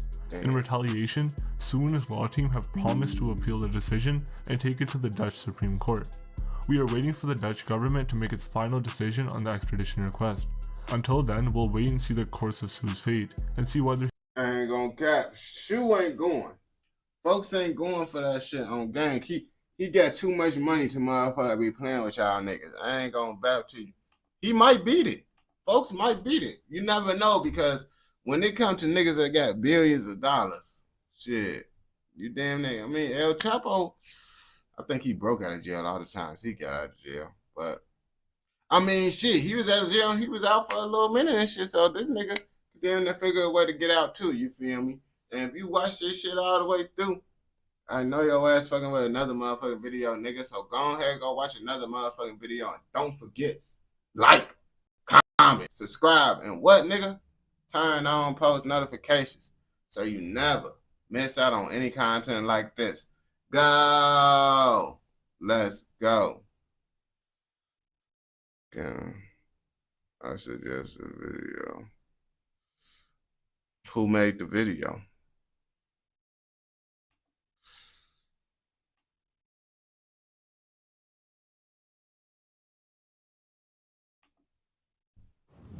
What is Toronto? No, I still was doing stuff. I was just asking what's the video and stuff real fast. Cause I got these videos or something. I'm just going on my little list right now because I had like 3 videos. I ain't gonna cap. I don't be doing Vice. Vice, they ass be tweaking. They a big page. They be tweaking. Death for Jane. I don't know who the fuck Jane is. Jane. They got Jane in Canada. Now, I don't know what the fuck they did to Jane and why did they end up killing Jane. Because they said this the death of Jane. I don't even know if someone killed her. I ain't gonna lie. I'm just assuming since it's Toronto and they making a video about her, someone killed her, you feel me? Because you know they do be getting wild in Toronto. And if you don't believe me, come on, watch this motherfucking video so we can figure out about this shit together. What is Toronto? Known as the city of neighborhoods, one of the most diverse in all of the world. In a sense, Toronto really is a city that's still defining itself. If you just walk 30 minutes, you see the neighborhoods blend from one to the next. More than 70 alleged gang members were picked up in early morning raids yesterday, including those from the 5 Points Generals, the Falstaff Crips, and the Toronto chapter of the Shower Posse. Damn, shit changed. Shit changed. Shit changed fast.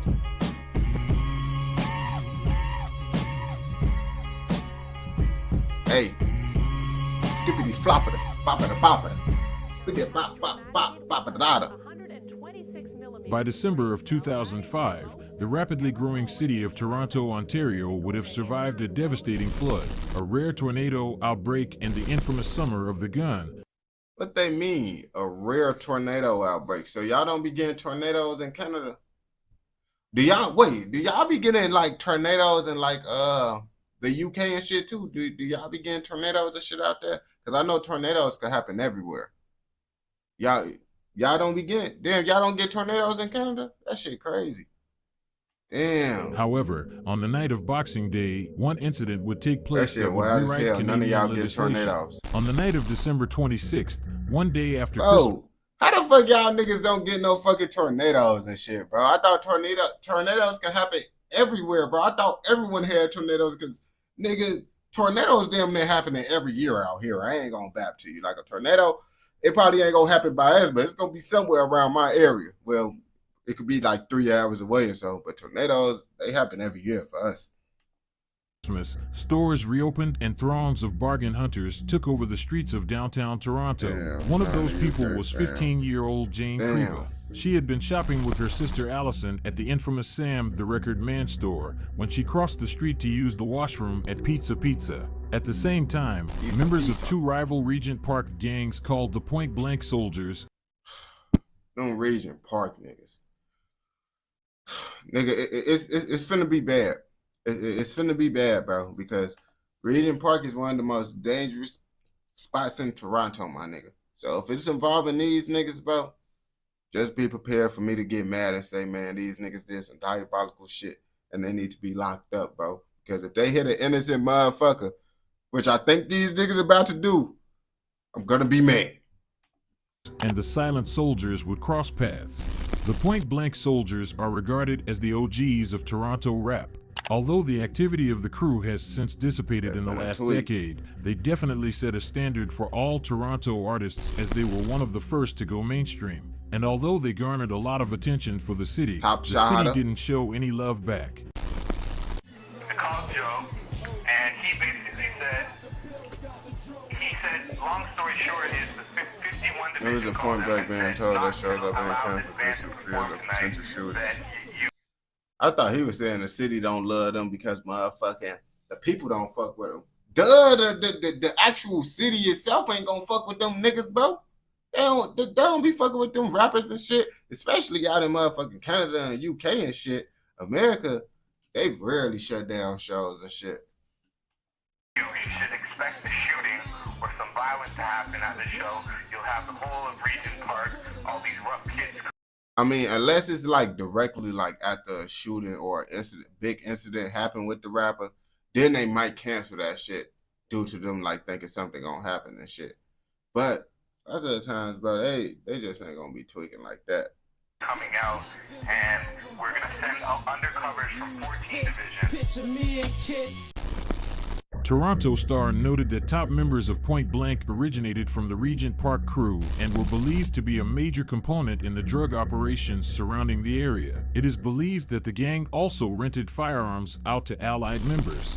Point Blank has made a lot of enemies in the recent years, but nothing as serious as the internal war they were fighting. In a bitter internal dispute, several Point Blank members left the group and formed their own crew called the Sick Thugs. Pre-dawn raids targeted 2 GTA street gangs this morning. Police busted down doors, executing dozens of search warrants. 53 search warrants executed across the GTA. There were RoboCops with... They said across the GTA. Across the motherfucking Grand Theft Auto? What the fuck? What GTA mean inside Toronto? Grand Toronto area? I don't know what the fuck that shit mean. Semi-automatic rifles in the lobby of my building. The targets, 2 rival gangs called the Sick Thugs and the Asian Assassins. Both gangs linked to a number of shootings, according to police. Greater Toronto area. I was close. I was low-key. I was close. Y'all can't say I wasn't close. Y'all can't say I wasn't close with that one. These 2 rival gangs were incredibly ruthless. Sick Thugs increased their numbers by recruiting youngsters from the deteriorating Regent Park neighborhood and forced them to sever any ties they had with Point Blank. Some of those shooters included Tyke, who is currently locked up for the death of Regent Park's Halal Gang Santana, and Christopher Husbands, who is currently serving a life sentence for the Eaton Center shooting, which left 2 other Sick Thugs members dead. By 2005, the volatile feud between Point Blank and Sick Thugs would reach its peak as the 2 crews would encounter each other at a packed Foot Locker in the heart of downtown Toronto. And as you can expect, it did not end well. Hello everyone, I'm Diana Swain, right now in Toronto. Surprising new details about what may have triggered the deadly Boxing Day shooting. It's allegations that something as trivial as a stolen cell phone sparked the Boxing Day shootout. 15-year-old Jane Kriba was killed in the crossfire on Boxing. I told you it was gonna be some goofy shit. I told y'all these goofies was gonna hit an innocent motherfucker. Like these niggas right here, bro. These niggas be sliding on their opposite. They be doing treacherous shit. And these niggas don't got no aim either. They aim is just as treacherous as them. I'm not gonna lie to you, man. This shit just be out of control because it's like, nigga, if you can't hit your target inside a crowded area, I don't think y'all should just leave it alone. Just because no one will want this to happen to their family member. No one will want them to happen. Like, none of these gang members would want their family member to get hit inside a crossfire of another gang member fight. They would be like, bro, these niggas goofy. On game, they would say they goofy. But since it's them, oh yeah, it's kind of, they try to just, nah, bro, that shit goofy. Niggas be goofy. I'm not gonna bap to you. Boxing Day. 6 others were wounded. Last June, police charged 3 men with second-degree murder and 6 men with manslaughter in what police believe was a shootout between 2 rival gangs. 15-year-old Jane Kriba was killed after being caught in a shootout between Sick Thugs and Point Blank associates better hit one of outside their of a ops. packed Foot Locker. Immediately after the shooting, Toronto police were able to identify. What are other people that got shot? So is y'all telling me? Don't tell me this happened. Please correct me if I'm wrong. These niggas had a shootout and they only hit an innocent motherfucker. Don't make me have to slap the double goofy badge up on them. I hope this ain't what happened, bro. They like if they hit one of the ops, we gonna give them half a goofy. We gonna give them half a goofy, even though it's still full on goofy. But since they hit their target, we'll give them a little bit. But if they didn't hit their target and they hit an innocent motherfucker, double goofy, bro. I ain't gonna cap to you. 4 primary suspects: Jeremiah Valentine, Lewis Woodcock, Jorrell Simpson Rowe, and Tyshawn Barnett. Toronto police wasted no time in beginning interrogations, and the first one-up was 7. The crazy part about it, I think I heard this fucking sister. You see, that's because I forget lots of shit too. But the only reason why I remember that I damn near heard about this story, bro, is because one of the other nigga mugs shot the nigga that neck is like this on gang, bro. I don't know if you know him, bro. Big ass head, then bro, folks ass right here. What the fuck? Toronto police wasted no time in beginning interrogations, and the first one-up was 17-year-old Jorrell Simpson Rowe. Just 1 hour after the shooting, police were able to track Jorrell at Castle Frank Station and arrest him. He was found with a handgun and a phone belonging to a known Von Blood named Richard Steele, who he had just robbed hours before the shooting. At the time, Toronto police weren't sure who pulled the trigger on the gun that killed Kriba, but they believe as many as 10 to 15 people were involved. Also, they did hit their op. They did hit their op, I believe. They hit their op, bro. We ain't gonna clap it up for them. We only clap it up for the people that motherfucking hit only their ops. When you hit only your ops, that's when we clap it up for you. You do it. I don't have no problem with y'all smoking y'all ops. Like, that's why I try to tell niggas, I don't care, bro. If a nigga wanna be with the shit, bro, let them get smoked. It ain't nothing to it. It's just when you get to hit innocent motherfuckers. That's where the problem come in with me. I honestly don't feel like you don't even gotta lock a motherfucker up for killing someone that's trying to gangbang. They was gangbanging. Why you locking a nigga up for killing up another gangbanger, bro? What the fuck? They gonna be like, well, it's because they still doing bad. I feel they only doing bad if they hurting innocent motherfuckers. Now if they ain't hurting innocent motherfuckers, bro, kudos to you, bro. I'm proud of you, bro, because lots of these motherfuckers be hitting innocent motherfuckers. And they pledged to hunt them all down. During interrogations, Jorrell, who was the nephew of a Point Blank member named Hoover, told investigators that before the shootout happened, he, along with Lewis Woodcock and Tyshawn Barnett. See, that's the nigga that I was talking about with the neck. You can barely see his shit. His shit is like that, bro. Big ass head, bro. It look like motherfucking Donkey Kong. Known members of the Martha Eaton Way crew gathered with other members at the Eaton Center Mall. Upon arrival at the mall, the group engaged in a series of threatening and assaultive acts towards other shoppers. CCTV also captured the moment Richard Steele was robbed by Jorrell and the others. Following the robbery, the crew left the mall and walked north to the Foot Locker store located on the west side of Yonge Street. It is alleged that the group entered the store and encountered Jeremiah Valentine, who was with a friend named Milan. It looked like folks' ass might be telling. His ass doing you see, this is what happened first. It looked like his ass might be telling you gotta look out for folks right there. Mijatovic. They were both known Sick Thugs members, but the Martha Eaton Way members believed Valentine was a rival Von Blood. Valentine, Woodcock, and Barnett were armed with loaded firearms at the time. After spending a few minutes inside the Foot Locker, all of the accused left the store at the same time, and a confrontation took place on the sidewalk outside of the store where the area was crowded with hundreds of Boxing Day shoppers. Valentine proceeded to face the Martha Eaton members and spoke briefly with one of them. Valentine was agitated due to them staring at him and his friend Milan, so he began waving one of his arms in the air. In the sleeve of the arm was a gun which the Martha Eaton members quickly noticed. As Woodcock and Barnett drew their weapon, Valentine fired the first shots in their direction. Woodcock and Barnett proceeded to fire back. 15-year-old Jane Kriba was killed in the crossfire on Boxing Day. 6 others were wounded. Last June, police charged 3 men. Damn. General killed Jane and injured 3 innocent people. So you telling me, bro, that everyone that got injured and killed was all innocent motherfuckers? Triple crown goofy. Triple crown goofy. And with second-degree murder and 6 men with manslaughter in what police believe was a shootout between 2 rival gangs. 14 Wilcox shot Valentine's friend, man. Okay, so he hit. I think he hit someone. He hit one of the ops, but he also injured 2 innocent people. 2-time Goofy Award. 14 other men were also picked up on drug and weapon offenses as part of the probe dubbed Project Green Apple, named for Kriba's favorite fruit.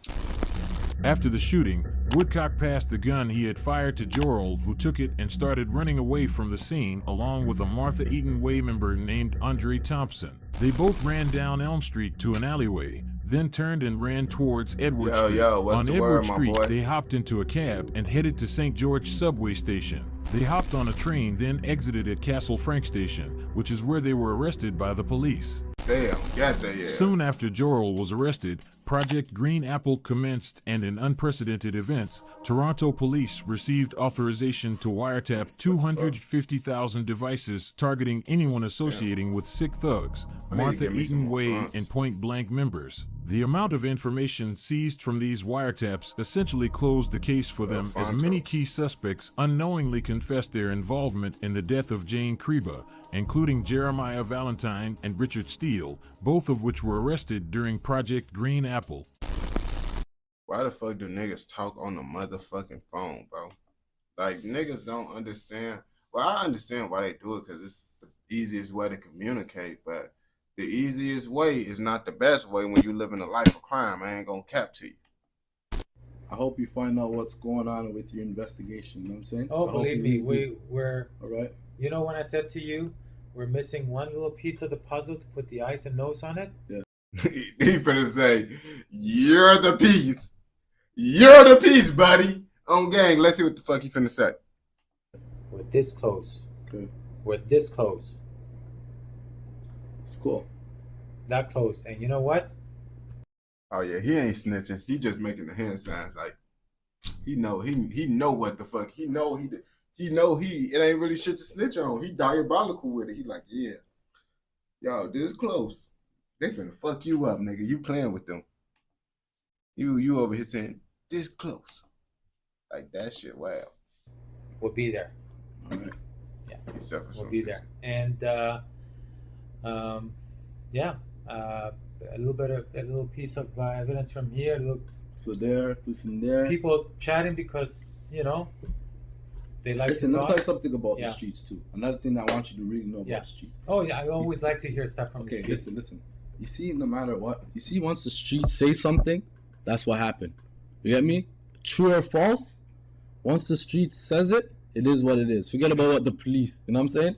From the streets are saying something, that's what people are going by. You know what I'm saying? No matter who you are, you know what I'm saying? You're not here. No, you're not hearing what I'm saying. Do you understand what I just said? Bro, this nigga talking to them like they really give a fuck. If you're not telling them some information that they want to know, boy, they don't want to hear your fucking lecture about, yeah, bro, the shit is cap. They don't want to hear that shit. The only way they want you talking is if you tell it. I heard exactly what you Okay, said. so what do you take from that when I say that? If the streets are saying something, that's what they're saying. Everybody's gonna say what they're saying. It doesn't necessarily mean that has to be true. That's my key point. That's the whole. Bro, this nigga think he fucking spitting like he got this shit in the nigga, nah, bro. And you try to make it in street terminology like, yeah, bro. So I can just let him know the streets be lying.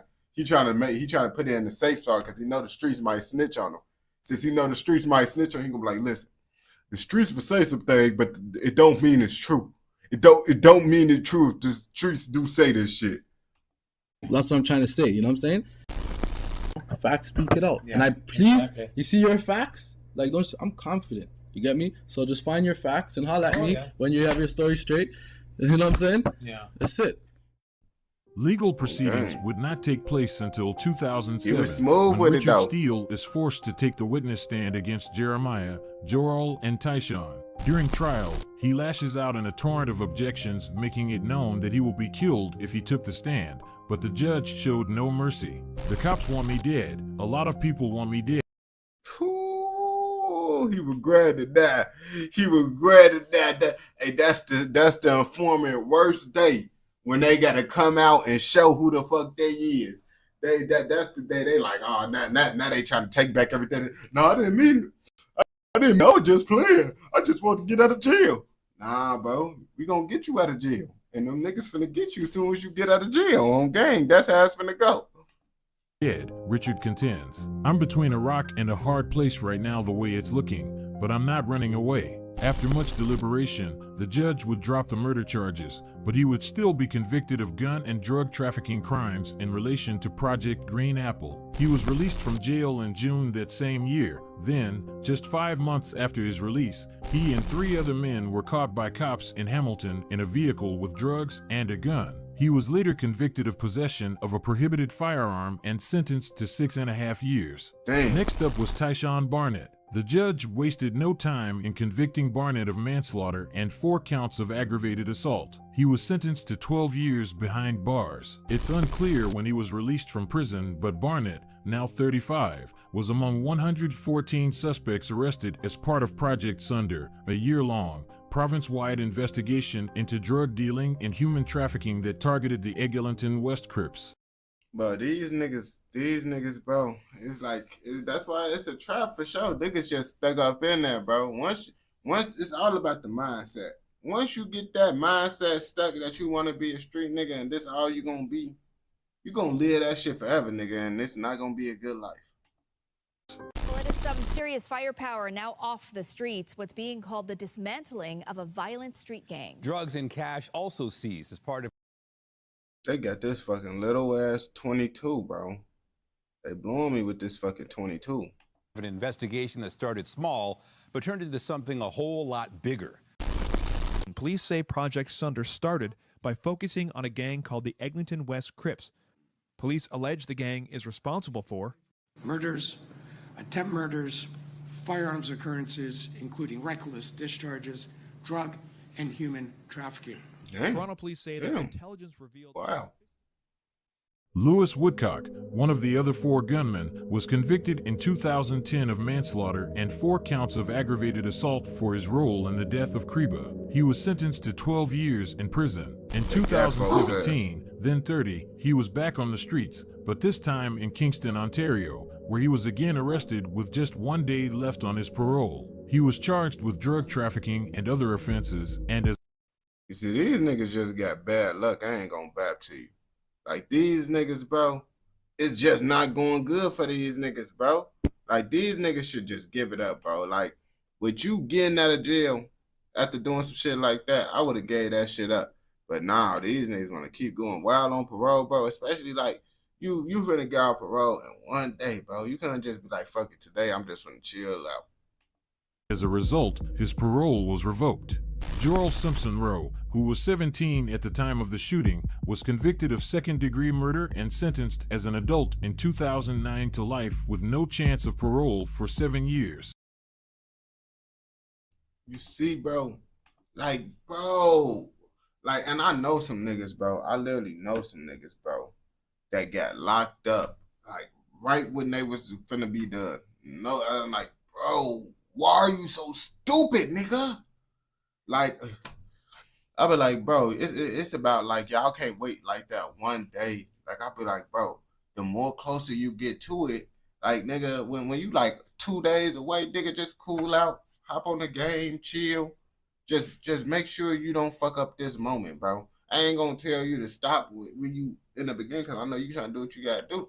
But when you get closer to that moment, bro, just cool out, bro. Just cool out. Your ass then they're probably still gonna get locked up, but if you eventually if you're doing that shit. But at least you ain't getting locked up while on parole. In his most recent hearing, he was denied day parole as officers noted him displaying problematic behaviors in prison, including assaulting a visitor and engaging in physical altercations with other inmates. They went on further saying, when the board reviewed the various institutional incidents which have occurred since your last hearing, you agreed you have not made the best choices. However, you continue to place blame on others and justify your behavior. Jorrell is still incarcerated. Jeremiah Be over with, bro. And it's like, I ain't gonna bap to you. In those type of situations, bro, they want to know that you at least feel sorry for what the fuck you did, bro. If they feel like your ass don't give a fuck and you don't really care about your diabolical actions, bro, guess what, bro? They gonna keep your ass up in that bitch, bro, because they know your ass don't give a fuck. Jeremiah Valentine was the last person to be sentenced. As the shooter who fired the bullet that killed the 15-year-old girl, he was sentenced to life in prison with no chance of parole for 12 years. Damn. I mean, that shit not that bad, bro, because he damn near gonna get out on parole in them 12 years, depending on how everything go and shit. Or they might keep his ass up in that bitch longer because he life with no chance of parole till motherfucking 12 years and shit. But that whole little story, man, that shit crazy, man. Them niggas be tweaking out there. But if you watch this shit all the way through, I know your ass fucking with another motherfucking video. So go ahead and go watch another motherfucking video. And don't forget, like, comment, subscribe, and what? Turn on post notifications so you never miss out on any content like this. Go! Let's go. Them niggas tweaking. What the fuck?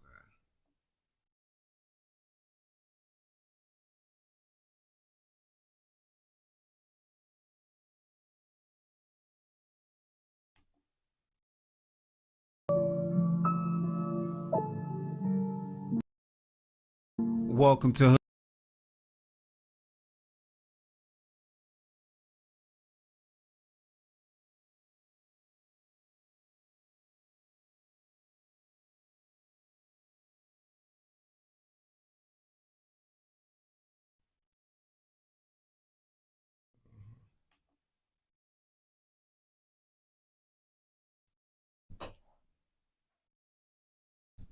They got all types of different gangs in California that I didn't even know about. I ain't gonna cap to you. They talking about the motherfucking Fudge Town Mafia versus the Watts Vera Grape. Like, I never heard of these shits a day in my life. I ain't gonna lie to you. But when it comes to California, you know they be getting wild out there. You know they be tweaking. So whatever the fuck gang we finna learn about today, just expect it to be crazy. And if you don't believe me, come on. Watch this motherfucking video with me so we can find out together. Hood Politics. In this episode, I will be discussing a string of incidents involving the Watts Video Grape Gang and the Fudge Town Mafia Crips. I said the first gang wrong. I ain't gonna bap to you. The facts of the case are as follows. Watts is a neighborhood located on the east side of South Los Angeles, just north of the city of Compton. Watts is home to the famous Watts Towers, which have become well known in pop culture, but Watts is also home to some of the most vicious gangs in Los Angeles. The South Side Watts Video Grape Gang and the East Side Grape Street Watts Crip Gang are longtime allies. The two gangs were once one gang called Watts Video Grape, but during the creation of the Serrano Alliance, many of the Latino members separated and formed Southside Watts Video Grape 13, and many of the black members went on to form the East Side Grape Street Watts Crips. But even after the split, the gangs have remained close. You can even find many of the original Grape Street Crips with Watts Video Grape tattoos. The two gangs share the same territory and share some of the same enemies. One of their most hated enemies are the Fudge Town Mafia Crips. Fudge Town formed in the 1970s and wear brown as their primary color. I mean, I'm assuming they wear brown. And it's like, damn, bro, so niggas can't wear shit in California. Like, bro, like y'all, everybody taking up all the colors now. I've been like, I thought brown was good. Till I heard about the Fudge Town. I'm like, these niggas probably walking around in Dookie Brown. And guess what? These niggas got brown. So like, damn, a nigga can't wear brown now out there, bro. What color can a nigga wear in LA? What colors is good in LA that motherfuckers can wear without a motherfucking tweaking with them? I need to know this shit because look at all these different colors on the map. It's too many different colors, bro. I like this color green. I can't wear green. What the fuck is this? It's like red is purple, bro. These niggas, what? It's like turquoise. These niggas just taking everything. Town claims an area directly south of Grape territory. Watts Vadio Grape and Fudgetown territories overlap, which has led to numerous shootings and multiple murders. In one incident on January 17, 2008, at around 4 p.m., a woman named Luz Gutierrez picked up her boyfriend, Artie Pullum, from work. Pullum, also known as Limp, was a beloved member of Fudgetown. Gutierrez, her 3-month-old daughter, and her 14-year-old niece Rico were also in the car. On the way home, they stopped at the liquor store and Pullum brought a bottle of beer. Pullum asked Gutierrez to stop at the corner of 107th and Grape Street so he could talk to some friends. One of the friends at the corner was another Fudgetown member nicknamed DC. A few moments later, a Watts Vadio Grape member named Gilbert Sanchez arrived on a bike and attempted to talk to Pullum. Pullum became aggressive towards Gilbert. Gilbert left and Pullum continued talking to his group of friends. Gilbert went and told other Watts Vadio Grape members about the incident. Among the group was Gilbert's brother Derek Deadman and Gilbert's cousins Richard Sanchez and Leonard Rocha. The group went to the corner of 107th and Grape Street to confront Pullum. Gutierrez knew Leonard and Richard recognized DC as a member of Fudgetown. Pullum began screaming at the group. He took off his shirt and began challenging people to fight. Leonard slowly moved towards Pullum, pulled out a gun and opened fire, hitting Pullum multiple times, including multiple shots to. I would have said, bro, it's like back in the day, bro, nigga, you was, especially in California, niggas love to squabble. So I understand why this nigga was like, oh yeah, I'm trying to fight, because them niggas be squabbling out there. Then that nigga just up blicking. Bah. That's why I don't be trying to fight niggas, bro. Because you never know. A nigga, you want to fight, but a nigga not trying to fight your ass. His ass then they're just gonna blow you down, bro. And now you cook, bro. That's why I'm like, bro, stop fighting niggas, bro. I feel like, bro, you shouldn't, man, try to have an altercation with no one in the streets if you don't got a gun up on you. One in the head.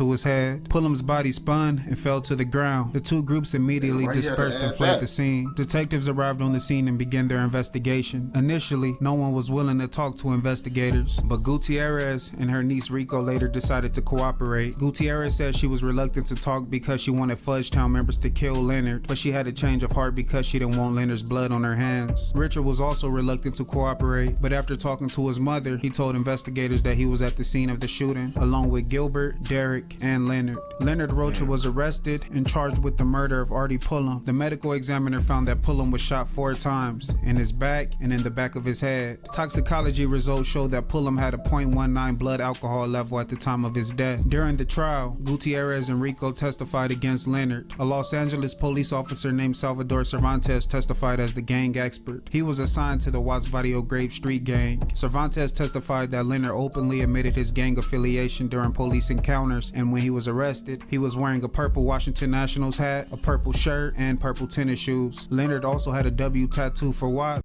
You see, that's why I be saying, but all that shit be so fucking stupid, bro. Because it's like, nigga, you just letting the police know 100% that you a gang member, bro.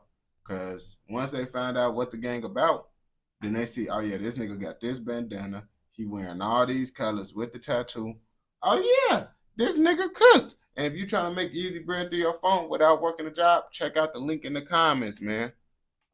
As well as a tattoo of a figure wearing a purple bandana. Cervantes went on to testify that purple is a color worn by Watts Vadio Grape and Grape Street Crip members because purple is the color of grapes. The prosecutor also presented a photo of.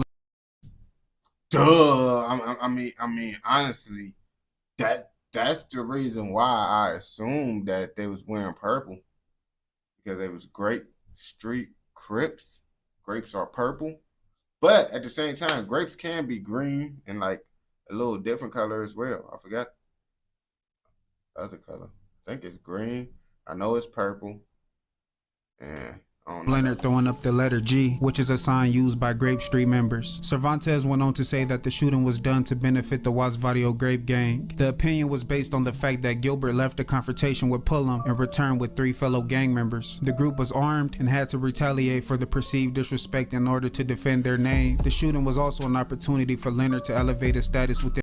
That shit goofy as hell. So you gotta crash out so you could keep your reputation.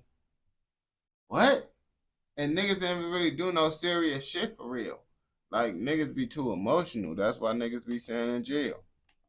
Then the gang. The defense attorney said the shooting was committed in self-defense. Leonard testified that Pullum was acting erratically and he feared Pullum might have had a weapon. The prosecution denied the self-defense claim. The prosecutor said Pullum did remove his shirt and challenge anyone in the group to a fist fight, but there wasn't a struggle or any type of scuffle, and no one else believed Pullum had a weapon. The prosecutor went on to say that Leonard made the choice to go to the corner of 107th and Grape Street armed, and when they were challenged, Leonard had the option to leave but chose not to. Ultimately, Leonard Rocha was found guilty with the murder of Artie Pullum. Leonard Rocha was sentenced to 50 years to life in prison. A lot of people say that the death of Pullum is what started the war, but the war intensified after a Fudgetown member was stabbed by a Watts Vadio Grade member in 2011. Investigators believe that Fudgetown is responsible for the March 28, 2011 murder of Jose Cardona, as well as the June 18, 2011 murder of Emmanuel Berry. In another incident on October 11, 2011, at around 8:50 a.m., a man named Oscar Arevalo was standing on the corner of 106th Street and Wilmington Avenue. Arevalo, also known as Knuckles, was a beloved member of Watts Vadio Grade. As Arevalo stood on the sidewalk, he was approached by two men. The two men opened fire from a Beretta and a Glock. Arevalo fell into the street as the shooter stood over him and continued to fire. Arevalo was shot a total of 21 times, including 15 shots to his head and his face. Detectives arrested two Fudgetown members, Jamal King, also known as Badass, and Melvin Lemon, also known as Baby Neffy, and charged them with Arevalo's murder. King and Lemon were later found guilty and received lengthy prison sentences. Investigators suspect that Arevalo's murder was in retaliation for the murder of a Fudgetown member named Reginald McDaniel, also known as Chuck Wayne. McDaniel was driving near the intersection of 105th and Grape Street when he was shot by someone standing on the sidewalk. McDaniel's car slammed into a tree and he was pronounced dead at the scene. The war between Fudgetown and Watts Vadio Grade has claimed many lives, but one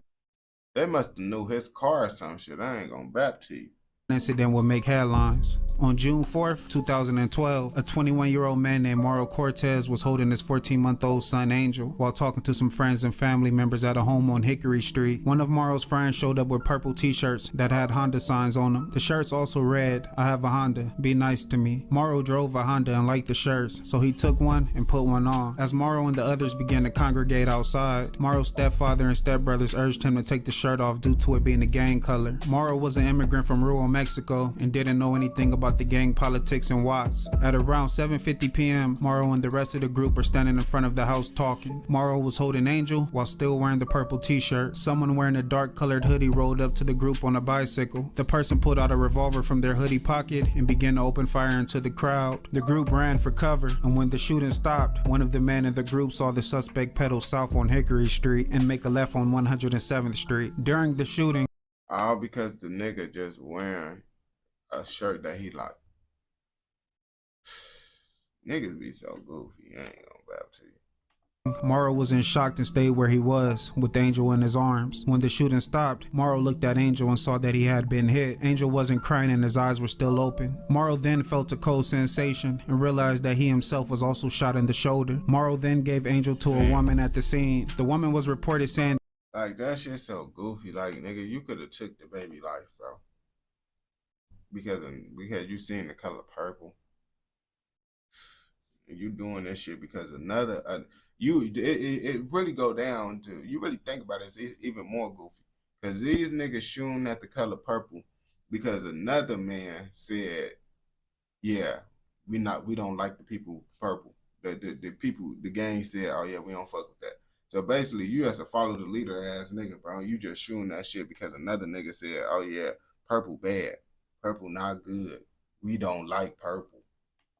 That Angel was trying to cry, but couldn't, and was turning pale. She also said that she could see the inside of his stomach. Another woman came and performed CPR on Angel, and he began breathing again. The woman then gave Angel to paramedics. Angel's mom, Liliana Nava, was also present during the incident and threw herself to the ground when the shooting started. When the shooting stopped, she looked around and saw Mauro giving the baby to the other woman. Liliana saw that the woman had blood on her, but soon after, she realized it was Angel's blood. Liliana called the police and rode to the hospital with Angel in the the ambulance. Hours later, Angel was pronounced dead. He died of 2 gunshot wounds, both of which were fatal. Detectives arrived at the scene and began their investigation. Witnesses gave vague descriptions about the shooter, but said it was a young black man. They discovered no bullet casings and figured the gun was most likely a revolver. Investigators recovered a spent bullet from the scene and found bullet impacts on a parked vehicle in the driveway and on a nearby canopy. After the shooting, the city of Los Angeles offered a $50,000 reward for information leading to the killer's arrest. Timothy Lewicki, who was then president of AGE, later offered an additional $50,000. Investigators received information that led them to a potential suspect, a 15-year-old young man named Donald Ray Dawkins. A detective from the gang unit provided investigators with a picture of Dawkins that he had taken during an encounter. The gang unit detective told investigators that Dawkins was a member of the Fudgetown Mafia Crips and went by the nickname Infant Steve-O. In the days following the shooting, investigators showed photographic lineups to the witnesses present during the shooting. Many of the witnesses identified Dawkins as the gunman, although some of the witnesses were unsure. Nearby residents that witnessed Dawkins leaving the scene after the shooting also gave statements to investigators. Investigators later received a tip about a burned sweatshirt in a vacant house a few blocks away from the scene of the shooting. Detectives found the sweatshirt and took it to the lab for analysis. The analysis later found DNA belonging to Dawkins. Upon looking through Dawkins' social media posts, they found a picture of him in a brown hat with the word Riders on it. Also on the hat was Infant, TFR. TFR meant T-Funk Riders, which is a clique within Fudgetown. Dawkins was arrested on June 27, 2012 and charged as an adult with the murder of Angel Cortez and the attempted murder of Mauro Cortez and given a bail of $3 million. Dawkins later pled not guilty. During the trial, the prosecution painted Dawkins as a cold-blooded killer with no remorse for human life. Mauro, Liliana, and others present during the shooting took the stand against Dawkins. A gang unit detective named Patrick Flaherty also took the stand against Dawkins and detailed running into him on multiple occasions at known gang hangouts where he openly admitted to being a member of Fudgetown. The gang expert for the case was a homicide investigator assigned to the criminal gang homicide division named Samuel Marullo. Marullo testified knowing many Fudgetown members, including members of the T-Funk Riders. Marullo went on to say that he didn't know Dawkins, but had heard of him and knew that he was the youngest member of the T-Funk Riders. Marullo also stated that in order for someone to become a member of TFR, they had to be a shooter. Marullo stated that Dawkins' nickname was inherited by an older Fudgetown member, simply known as Steve-O. Marullo went on to explain Fudgetown's feud with Watts Vadio Grape and stated that the shooting was done in benefit of Fudgetown and Dawkins would gain status within the gang if he killed a rival gang member. The defense claimed that the witnesses to the shooting were unreliable, stating that it was near nighttime when the incident occurred and the shooter was wearing a hat and a hood at the time of the shooting. The defense went on to say that one of the witnesses identified a different person when shown the photographic lineup, and there were other witnesses that said they were unsure which one was the shooter when shown the photographic lineup. The defense said the shooter fired with his left hand, but Dawkins is right-handed. There were also different witnesses' accounts about the shooter's size and the color of the sweatshirt he was wearing. Investigators also never found the weapon or bicycle used in the shooting. The judge in the case, Patrick Connolly, was quoted telling Dawkins, "Why did you do this? Were you fighting an imaginary war? These are not your enemies." Ultimately, Donald Ray Dawkins was found guilty with the murder of Angel Cortez and the attempted murder of Mauro Cortez, as well as gun and gang enhancement charges. Donald Ray Dawkins.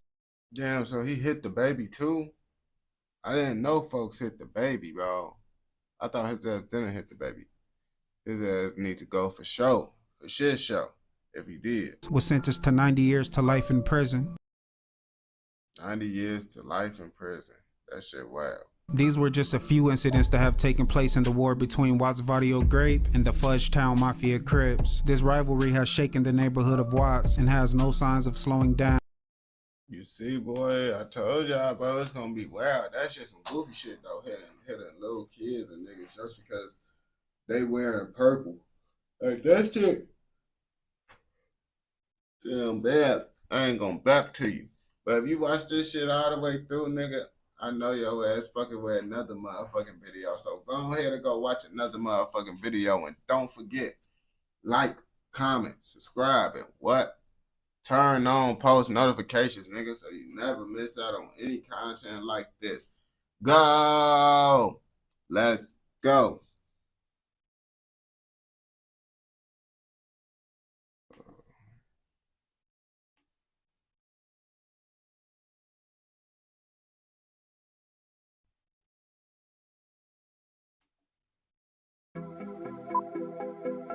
From British Columbia. Hey guys.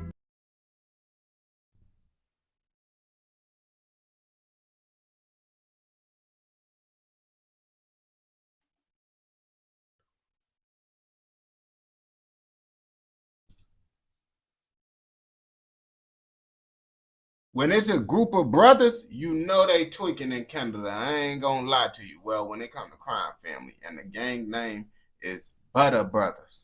Butter Brothers don't sound that intimidating, do it? It don't sound intimidating when you saying the shit out loud. But I'm assuming that these motherfuckers is a crime family, and they really get like that. How much wild they get out there in Canada, I don't even know. That's why we gotta watch this motherfucking video together to see how the fuck they really coming out there. So come on, let's see what the fuck going on out there with the Butter Brothers. In today's video, we'll be taking a look at the Buttar brothers from British Columbia, Oh, Canada. Buddha. Bal, Manjeet, and Kelly have each played their role in the establishment of what has become the Indo-Canadian Mafia. We'll get into detail on how they climbed the ranks in the criminal underworld and even got involved with perhaps the most infamous Indo-Canadian gangster, Bindi Johal. Unfortunately, their early lives remain shrouded in mystery. All we know is that they were born and raised in Redmond, British Columbia. Of the three, Manjeet is the oldest, Bal is the second born, and Kelly is the youngest. His ass look like he can't. None of these niggas look like they could be trusted. I ain't gonna give you. None of these niggas could be trusted. From a young age, the three got into trouble in school and off the streets. They engaged in petty crimes involving violence, drugs, and theft. Their motivation for mischief was further fueled by racism in the 1980s to 1990s. The older they grew, the deeper they dove into Canada's underworld and started engaging in more serious crimes like kidnappings and extortion. They allegedly even established a gang under their name, the Buttar Gang. At a time when Canadian gangs were predominantly white, the Buttar Gang was said to be among the first Indo-Canadian gangs to hit the streets and go toe-to-toe with the... Also, they made history. So wait, in Canada, bro, it was majority white people gang banging out there first? I mean, yeah, I guess that is the truth because the Italian motherfuckers and all them Al Capone, I guess all them motherfuckers was white and shit too, so I guess. The local big names. According to a veteran Vancouver police officer, they ripped off other drug dealers and demanded they pay taxes if they wanted to sell drugs in their area. Even back then, despite Manjeet being the oldest, it was Bal Buttar that led the gang. According to the police officer, Bal was at the center of a lot of crime that was going on in the lower mainland area. Later in life, Bal Buttar gave a brief life's account of how life was back in his younger days. He was born on December 11, 1975. According to him, it was bullying and an underlying attention deficit disorder, ADD, that lured him into the criminal life at such a young age. He said bullying and attention deficit disorder. What did the other part, what did the last part got to do with it, bro? Why would that make you get into a life of crime, bro? Can a motherfucker like elaborate how that disorder make you start gang banging and shit? From his early school days, he suffered bullying from other kids who particularly teased and called him names because he wore a turban. The bullying got worse, and he eventually decided to counter it by getting tough and instilling fear in those around him. No, I don't think he said I learned how to give attention to people by giving them fear. And then with fear, they would listen to me. ADHD. Whatever I would tell them to do, they would do. Bal told the Vancouver Sun. With his newfound realization, Bal grew even wilder. It started with fistfights, then knives, and it wasn't long before he found himself with a gun in hand. Man, you see, that's the stages. That's the stages for the Canada and the motherfucking UK motherfuckers. They go from the fist to the knife to the guns. Chicago, fist, they can just jump straight to the guns. They ain't gonna bap to you. That's how they do it. Eventually, he got the attention of the local authorities, who enrolled him in a youth detention and wilderness program. However, he slowly stopped attending. A few years later, in early 1997, Bal Buttar found himself in jail for one of his many crimes. It was behind the walls that he became acquainted with Bindi Johal, and they struck up a friendship when they were cellmates. At the time, Bindi was among the top local names in Vancouver's crime. You see, I ain't gonna cap to you, bro. Jail and shit, bro. That's how jail motherfuckers go to jail and they damn near come out worse than what they was, bro. That's why motherfuckers down there need to try. What the fuck that shit? They be doing that shit in like Sweden. I think is that Sweden that got the nice ass jails or Norway? It's either Norway or Sweden. One of them motherfuckers got some nice ass jails and they said they got a low reoffender rate. But maybe because they don't got motherfuckers doing, they actually trying to change niggas. Instead, you just putting a bunch of wild ass niggas up in that in jail, and you think they ain't gonna get wilder? Nah, bro. You put a nigga that's in there for some little shit. He meet up with some nigga that's some big shit. Now the little nigga that's locked up for some little shit get out and start doing big shit because he locked in with the niggas that was doing big shit that's in there for a long time. Crime scene. He took Ball into his growing empire, and he eventually became Bindi's loyal lieutenant. Oh, it's in both. Bindi had said to Ball, "You're going to be the one underneath me. You listen to me. If you take care of things at your end, I'll be happy with you, my brother. If you fuck me over, I'll kill you." No, bro. You see, I ain't gonna bap to you, bro. That's why I say I can't fuck with that motherfucking gang shit, bro. A nigga gonna tell me, yeah, you under me, nigga. And nigga, if you don't listen, nigga, I'm gonna Boy, you think I'm not with that. I'm not with that. I ain't gonna cap to you, man. It was also Bindi that took Ball to the gym and introduced him to steroids. You see, going to jail, now niggas introduced to steroids and shit. Folks ass look like his ass would take steroids. His ass look like he got the perfect name, Ball Butter. He looked like his name is Ball Butter. In less than 2 years, Ball was bigger and packed on more than 100 pounds. According to Ball, this further helped assert his presence to those around him. He was glad. With Ball and another associate named Roman Man at his side, Bindi's empire skyrocketed. Allegedly, it went from making $500,000 in its first year to about $4 to $5 million a year. Damn. 2 years later. Ball was also generous in explaining how the empire operated. According to Ball, Man was put in charge of a 15-man crew that dealt with drugs and... Wait, what the fuck did he mean? Motherfucking, he was generous with telling motherfuckers how the shit work. Did he tell? Did he tell them motherfuckers what he mean by that? Brought in tens of thousands of dollars a month. On the other hand, Ball was the governor of another faction of 20 men that dealt with mafia-related businesses. They would organize and steal truckloads of lumber, computers, and other commodities and resell the products on the streets. Ball knew his trade well. He had contacts of several truck drivers that were willing to rip off their employers by claiming their load was stolen. According to Ball, they made $15,000 to $20,000 a load and would steal around 3 loads a month. Damn, 15 to 20,000, and he stole 3 loads a month. And you see, I ain't gonna bap to you, bro. Niggas out there stealing and shit, bro. That's why motherfuckers be getting smoked, bro. I feel like, bro, you can't get in no game like this where you moving big shit and then you get to stealing. Cause them motherfuckers, they getting on your ass if you stealing just a little bit of shit, bro. On gang and that, you down there lost your life, bro. Trying to get some little shit. It was also Ball's faction that dealt with luxury car theft. They would buy totaled luxury cars from the United States with the promise of crashing them. However, before destroying the vehicles, they would remove the ignition and vehicle registration number. He would then send out his men and have them steal a car of the same make and model. They would then change the ignition and registration number before flipping it at auctions. According to Ball, they would buy a totaled car at $2,000 and resell it for around $15,000 to $16,000. Finally, oh, that's a nice little flip. I ain't gonna bap to you. That's what happens when you put it behind the wheel of every semi-truck in North America. Among the many branches of their business, Ball was also in charge of a murder-for-hire hit group that called itself the Elite Hit Squad. Damn, they charged around $15,000 to $20,000 per murder. After experiencing such success, Bindi, Ball, and Man decided to name the empire the Indo-Canadian Mafia. As the months went by, business was good, and the money was flowing. However, Ball started noticing that Bindi's behavior was getting more reckless by the day. He was slowly losing regard for those around him and portraying aggressive behavior. Nonetheless, it wasn't until the night of September 19, 1998, that things got out of hand. On that night, Ball, his brother Kelly, and their other friend, Derek Shankar, went out clubbing.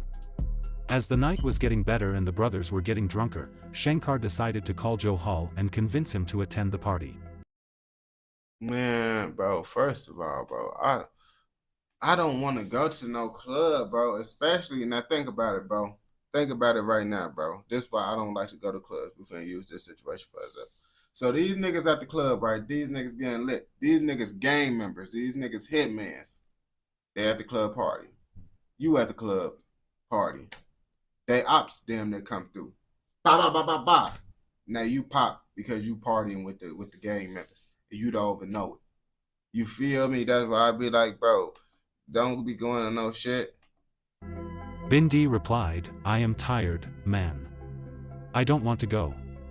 Shankar was already drunk at this point and decided to tease Bindi a bit with the hopes of convincing him to join them. In the heat of the moment, he called Johal an idiot and a baby. He even went ahead and swore at him for remaining at home. Johal replied, watch your language. Don't say these things to me. Although everyone took this as banter to a friend, Johal seemed to take it to heart. The party eventually came to an end at around 3 a.m., and the group went back home. Johal was the first to welcome them back. However, instead of going inside, he asked where Shankar was. The young man was drunk and asleep in the truck. Johal then ordered Ball to back in the truck for a drive. Johal drove the truck and stopped under the Queensboro Bridge in New Westminster. At this point, Ball had already figured out what was about to happen and pleaded with Johal not to harm Shankar. Johal ignored his request and quickly woke up Shankar, suggesting they should go outside to relieve themselves. Ball was told to stay in the truck. For a while, there was silence until... You see, nigga, you see, basically, bro, that's what I'm saying. You gotta be another man, bitch, bro, to be inside a gang, bro.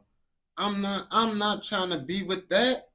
I'm not with that shit. I'm not gonna bap to you, bro. I can never see myself just sitting there listening to another nigga, bro. I can't see myself doing that shit, bro. Nigga, yeah. You gonna stay right here while I smoke your homie.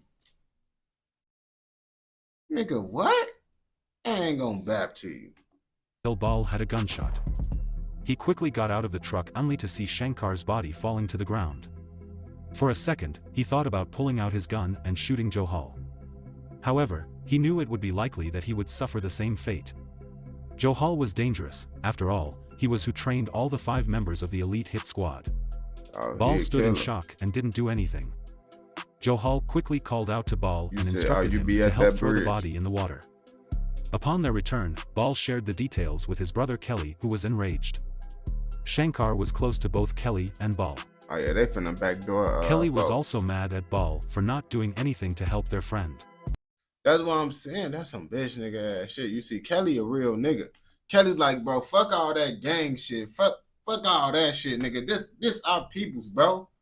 Now it come to a point of being a bitch nigga and a real nigga. That's what that situation boiled down to. You could look at it, oh, you being a real gang member, listening to your gang people. No, it's either a bitch nigga or a real nigga. That's what that situation boiled down to. And if you're trying to make easy bread through your phone without working a job, check out the bio. You can make a quick $50 to $100 easily, you feel me? It was then that Ball swore to avenge Shankar. According to Ball, Shankar was a part. Now he want to avenge the nigga. Because another nigga told him he was bogus as hell. Nigga, he could still be alive if you would have had this type of mindset. What the fuck? Come on, now you want to avenge him. You could have saved his life. You the one that drove him to his death. So nigga, now you want to avenge the motherfucker.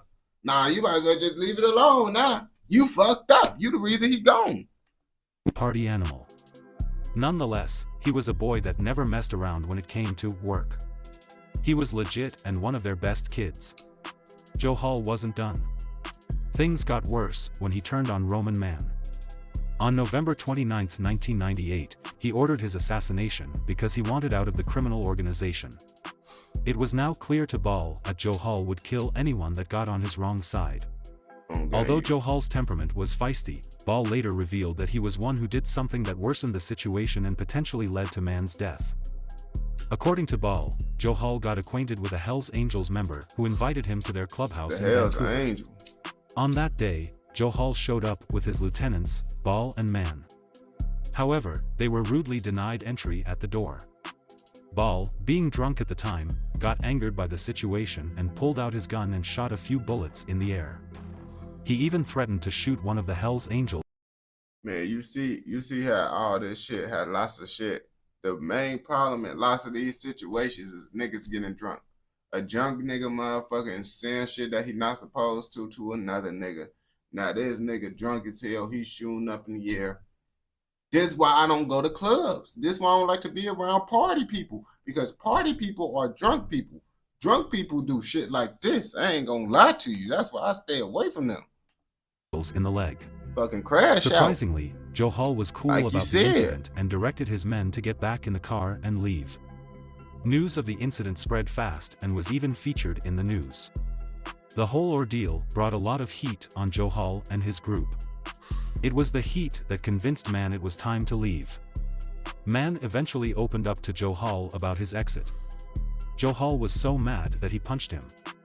According to Ball, just a few days later, Man's body was found behind a warehouse. Johal called Ball and suggested they attend the funeral and blame it on the Hells Angels. Suspiciously, this nigga on this type of timing, bro, he one of them niggas, the Hell Angels fucking with him and shit. Folks like, yeah, let's put it up on them. He not even man enough to accept the fact that he did some grimy ass shit to a nigga. And that's why I say, these the type of niggas y'all listening to. These the type of niggas that's y'all boss, that's giving y'all commands. Couldn't be me, bro. That shit wild as hell, ain't bad to you. Right after the burial, Johal suggested they go clubbing. It was at this point that Ball was convinced it was Johal who murdered their associate, Roman Man.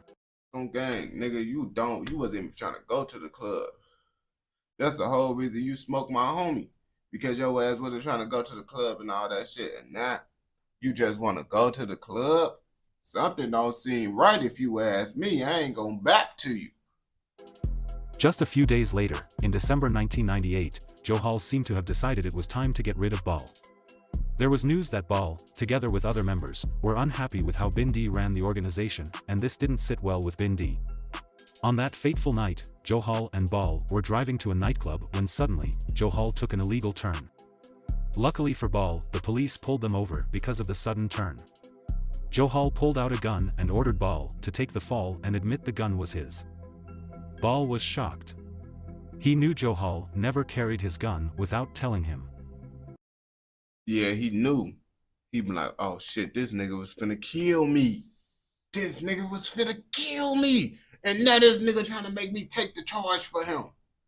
Ooh, he figured out he's a snake-ass motherfucker, bro. How the fuck you gonna try to kill a motherfucker and then y'all get pulled over by 12 and now you trying to make him take the charge?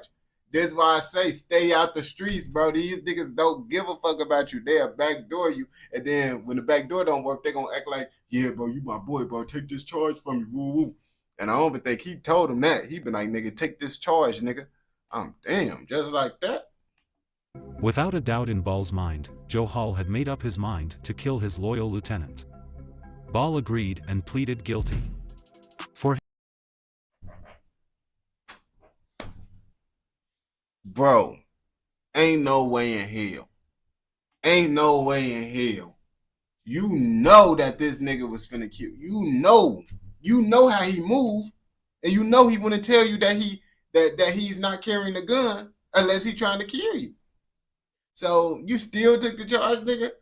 You that scared of this nigga? This nigga got that much power that you gonna let the nigga that was finna kill you, he probably be like, shit, I'm damn near more safer in jail. I ain't gonna lie to you. That shit wild as hell. For him, that was the opportunity to... But also, if we do think about it, he did say he got into the streets because people used to mess with him and shit in high school and his ADAD. So it's like, people was messing with you in high school, I guess these gang members would most definitely be able to have control over you, you feel me? But things change in high school But if that's the reason why you got gangs, shit, you might be the same motherfucker still.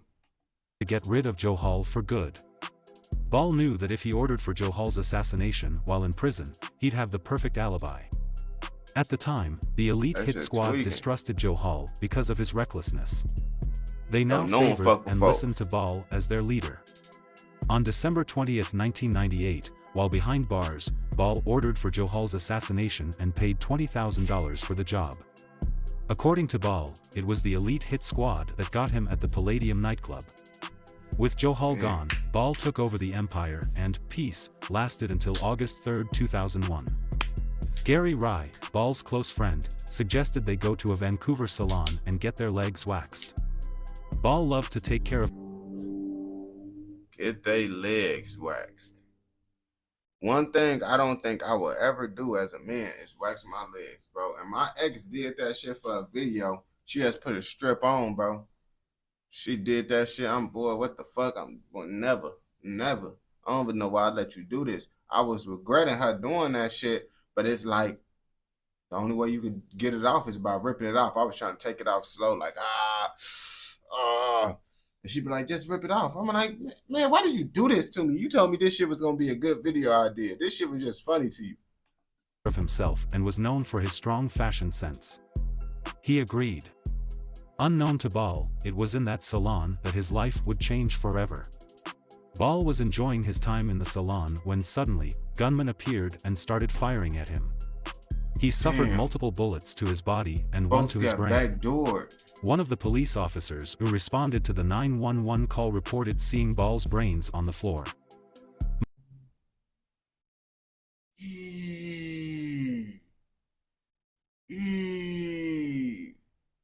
Boy, the brains on the floor. And then they finna say this nigga survived. I think he said miraculously. That's why he got the prayer hands. I don't know. But this shit backdoor. Miraculously, despite the damage, Ball survived the attempt on his life. However, he was now a blind quadriplegic with slurred speech. Damn, I'm snitching. Shit, a nigga got me like this, and it's from a back door. It's from a back door. Okay, a nigga, you have my brains on the floor, brother. I ain't gonna bap to you, bro. Yeah, nah, bro. Yeah, nah, bro. Yeah, we that back door shit, cause it's like I can't even get no get back. He can't get no get back if he wanted to. At this point, the only thing you can do is tell. You can't get no get back. You can't move. He could only move his head from side to side. Thinking back, Ball believed it was his close friend, Rye, that planned the attempt on his life. Ironically, Rye lost his life on that dreadful day. Besides Rye, others involved in the assassination attempt were Ball's former associate Horlock, Ball's girlfriend, and another mysterious individual called The Teeth. Horlock was found dead 2 weeks later. The authorities believe it was Ball's men that killed him to a he ain't have to get that get back. I thought his men's backdoored him, but I guess that was just his friend and all that shit. But he still got them steppers. He still got them steppers, you feel me? Because I'm like, damn, how the fuck they just died? I thought I thought that was his peoples that backdoored him. But no, those wasn't his peoples that backdoored him. Now his peoples finna get on their ass. So gang, this shit crazy. Avenge their boss. Just 4 months later, on December 22, 2001, Ball received word that his brother Kelly Buttar was shot dead at a Richmond wedding. According to Ball, that was his life's darkest hour. His brother's body was brought to the same hospital he was being treated at. It was only several floors below him. The police officer responsible for guarding Ball in the hospital reported that Ball cried every morning after learning of his brother's murder.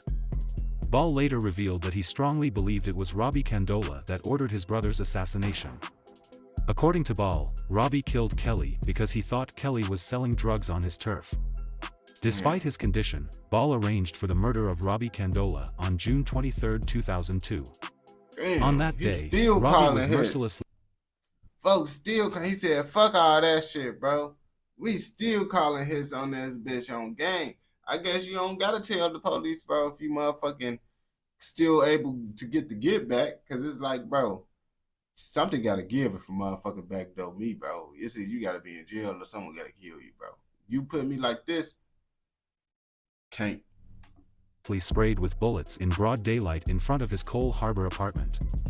Ball shared this information with the interviewer, knowing the police would not imprison him because of his condition. After avenging his brother, Ball decided to quit the gangster life and turn his life around. He believed the fact that he survived the shooting was a second chance from God to write a book. He said he could say that shit because his condition. Now it'd be fucked up, but they'd be like, well, we finna lock your disabled ass up. Damn, now he could. Now he in that bitch damn near worried. But that would be fucked up if they motherfucker did that shit, though. I ain't gonna bab to you. Confessing everything he'd seen, with the hopes of discouraging young people from following in his footsteps. Ball told the Vancouver Sun, "I never used to believe in God before. But once he gave me a second chance, I knew it was for a reason, and that reason is to write a book." During his last days, he strongly talked about the dangers of being a gangster. He advised young people not to get involved with the underworld and resist its temptations of money and power. Many believed he had truly changed for the better. It didn't last long. In 2007, despite his bedridden condition, Ball attempted to plan a hit for an acquaintance who wanted her husband dead. Nonetheless, Ball came clean about it a few months later. Eventually, in 2011, Ball Buttar died after spending years in a long-term healthcare facility. How's this nigga not in jail? How the fuck they didn't put this nigga in jail? So basically, if you get a condition where you just messed up, you can just call hits and then admit to it like, yeah, I did it. Yep, it was me. So I didn't know this was a thing. Like, so in Canada, if something happened to you like this, you could just call hits and just admit that you did it with no consequences. Like, that shit pretty wild. Facility. According to those responsible for him, the big-time Vancouver gangster spent his last days in a wheelchair listening to TV shows all day long. He never got to complete his book. Of the three brothers, only Manjeet Buttar remains. Damn. The last we heard of him was back in 2016 when he pulled an interesting stunt. According to the police, they received a call from a complainant reporting a shooting disturbance. The police acted immediately and summoned all their forces, including the Lower Mainland District Police Dog Service, K9. I don't be doing this Upon videos. arrival at the location, the police couldn't find any evidence of disturbance or that shots were fired. Instead, they were welcomed by a drunk and armed Manjeet Buttar. Immediately, the police took charge and tried to. This nigga, a drunk nigga just having fun with a gun, bro. Like, nigga, bro, these niggas just tweaking, bro. I ain't gonna bow. This whole story, just these niggas just been crashing out, bro, just doing shit. To de-escalate the dangerous situation. Manjeet didn't make it any easier for them. He adamantly refused to believe that the fully dressed police officers were legit. Nevertheless, at the end of it all, the police managed to arrest Manjeet and take him to trial. In the end, the court charged Manjeet for the possession of a firearm with an altered serial number, possession of a firearm contrary to a previous court order, and possession of a loaded restricted firearm. Bro, so bro drunk as hell shooting a hot pipe. Folks is tweaking. He don't give no fucks. Only time will tell as to which direction his life is headed. The police suspect he is still actively involved in gangster activities in Vancouver. For now, he remains an executive member of Local 502 of the International Longshore and Warehouse Union, ILWU. Local 502 is a branch of the ILWU that dispatches workers to the Delta Port, the largest container port in Canada. According to the police, the union offers lucrative jobs to its members. We're talking $39 an hour jobs that can pay up to $70 an hour for weekends and night shifts. Oh, they getting money. However, they aren't offered to the general public. All jobs are only available to active longshore workers, and recruitment only takes place once every few years. Usually, jobs are passed on as heirlooms from one family member to another. Manjeet, his father and brother Kelly have also worked as longshore workers in the past. Interestingly, in 2010, ILWU publicly credited Manjeet Buttar as one of its best members despite the police, in the same year, announcing Manjeet as one of Vancouver's most notorious gangsters. The accreditation further supported police suspicion that the organization is linked to many criminal organizations like the Hells Angels. The authority Bro, the Hells Angels, bro, they ass down now. Every Canadian video, we always hear about the Hells Angels ass. These are still investigating. As always, don't forget to like and subscribe. Don't forget to like and subscribe to Hood Chronicles, my niggas. Also, the link to his video will be in the description. The link in the comments to make bread through your phone will be in the comments, you feel me? And if you watch this shit all the way through, I know your ass fucking with another motherfucking video. So go ahead and go watch another motherfucking video. And don't forget, like, comment, subscribe, and what? Turn on post notifications, nigga, so you never miss out on any content like this. Go! Let's go. Oh yeah, y'all do something. Man, that's 6. It's 6 already.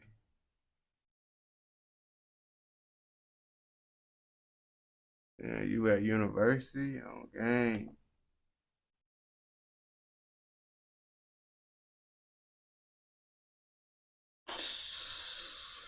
Damn, they probably are like, damn, they gotta end it before 7. Well, yeah, right before 7, cause I gotta go edit these videos, and my Fonto leaf got still. I gotta get me another thing so I can roll up some blunts and shit for the next live stream. I got enough for like to do like one more blunt. I could do one more, but that's why you gotta go to the gas station and get me some blunts and shit, cause you know I gotta have my smokes when I'm doing this shit.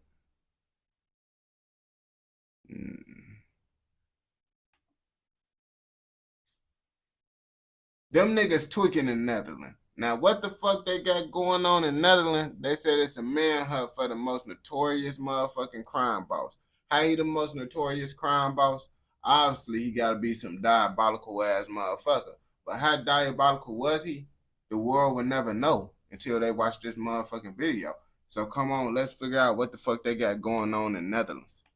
Ridouan Taghi, born on December 20th of 1977 in Morocco, is a notorious figure in the European underworld and widely regarded as one of the most dangerous criminals in the Netherlands. His name has become synonymous with organized crime, drug trafficking, and violent acts, making him a prime target for law enforcement agencies across Europe.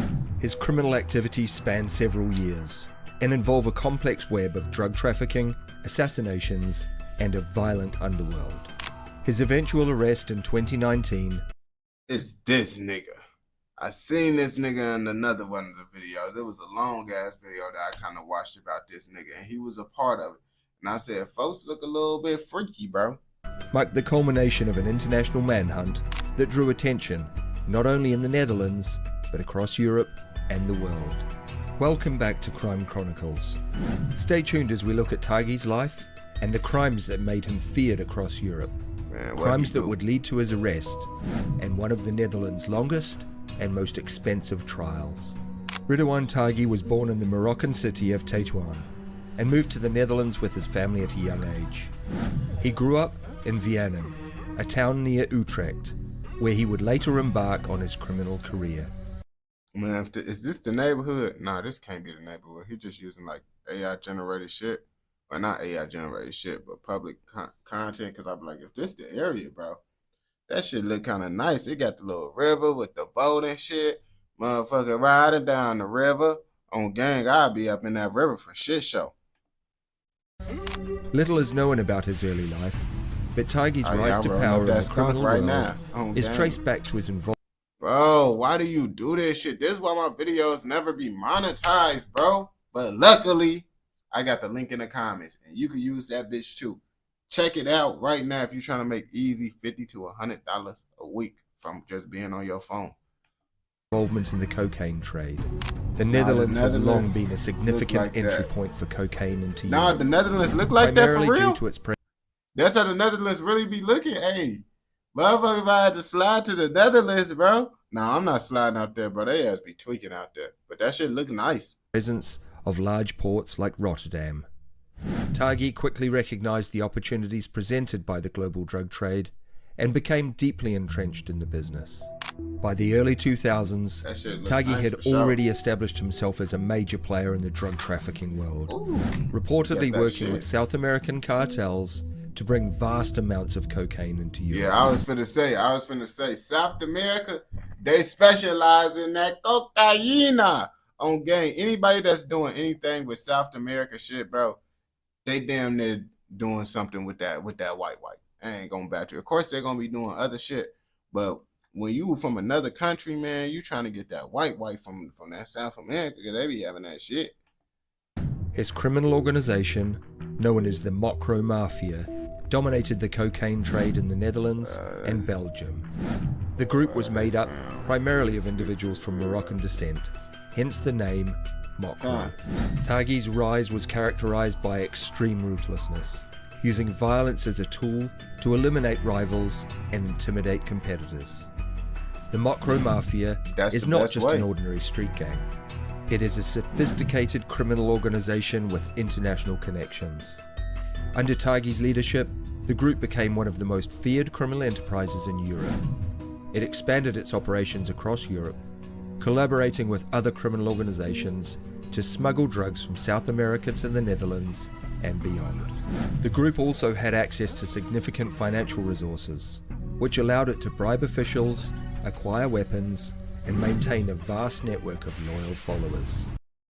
Hell yeah, I ain't gonna bap to you. Money, that's what I tell niggas for anything, bro. Even if you committing like a little like petty crime, like riding around with a motherfucking gun, bro, you should have you some motherfucking bail money, lawyer money, all that shit, because money is the reason why niggas get out of jail, bro. It ain't like no, oh, niggas lucky, this, down the third. Yes, sometimes niggas get more lucky than other niggas, but for the most part, it comes down to money.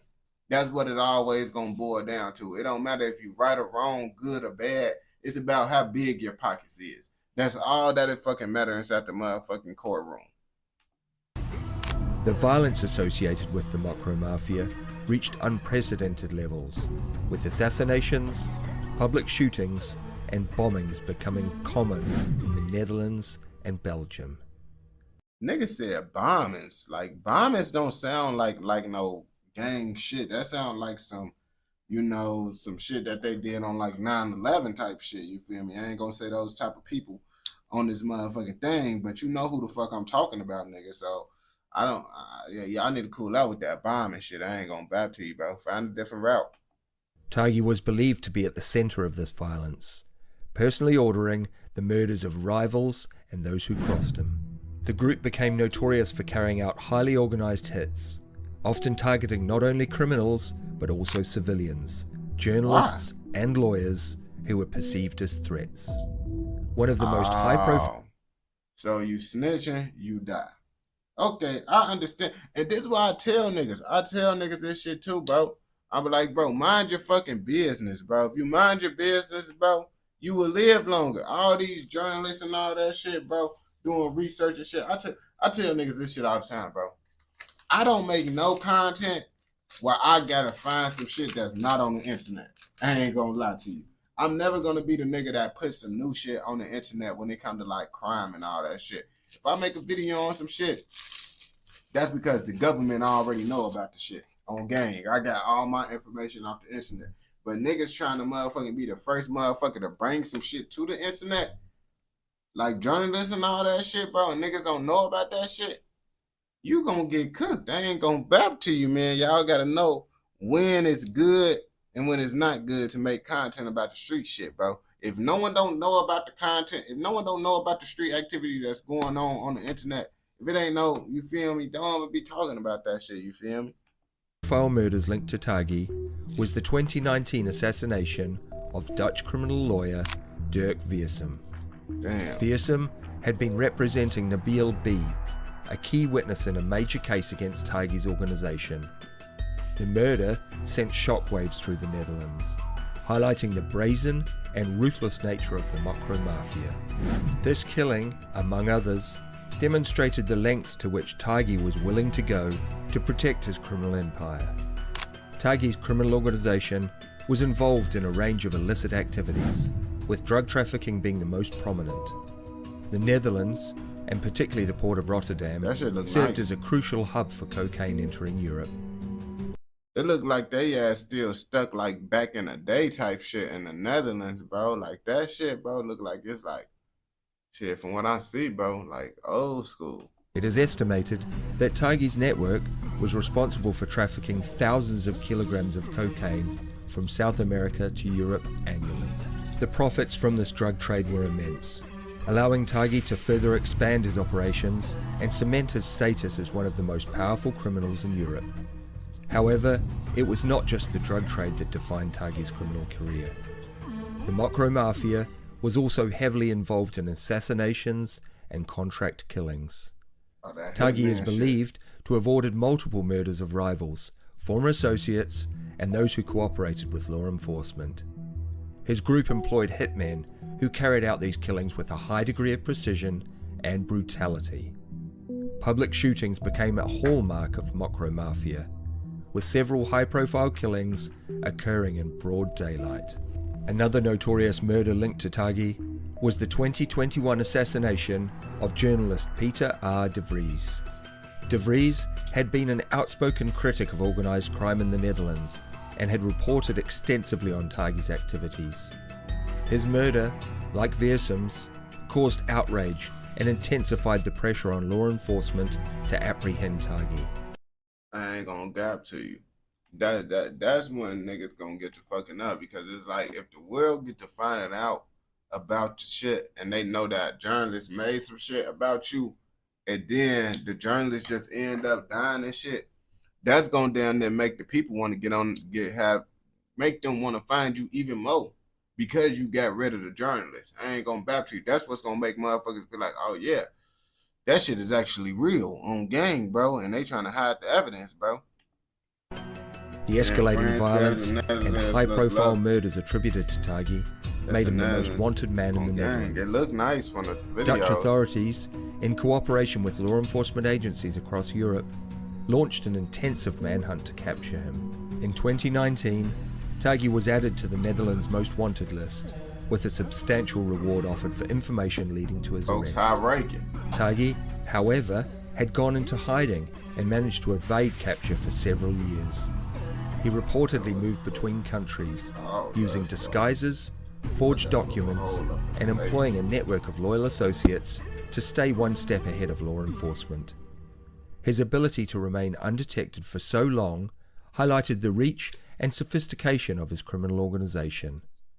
The breakthrough in the hunt for Taghi came in December of 2019, when he was arrested in Dubai, acting on intelligence. Damn, and dude, you know a nigga, hey, ain't gonna cap to you, bro. When a nigga fleeing to Dubai, you gotta have money. Cause niggas can't even go to Dubai just for vacation, just to see that shit in their life. You going there because you on the run, nigga? He had too much money. Too much. Can you slide me some money on? I need it, bro. Can you slide me some money on? You feel me? Provided by Dutch authorities, Dubai's law enforcement agencies conducted a raid on a luxury villa where Taghi had been staying. The arrest was carried out without incident, and Taghi was swiftly extradited to the Netherlands, where he faced a litany of charges, including drug trafficking, murder, and organized crime. Oh yeah, they finna give him Taghi's arrest marked the beginning of one of the most significant criminal trials in Dutch history. Known as the Marengo trial, the case involved multiple defendants, including Taghi and several of his associates. The charges against Taghi were extensive, with prosecutors accusing him of orchestrating a reign of terror marked by drug trafficking, violence, and murder. Throughout the trial, Taghi maintained his innocence, denying any involvement in the crimes attributed to him. However, the evidence against him was substantial. Key witnesses, including former associates who had turned against him, provided detailed accounts of Taghi's role in ordering killings and directing the activities of his criminal organization. One of the most important witnesses was Nabil B., whose testimony was seen as crucial to the prosecution's case.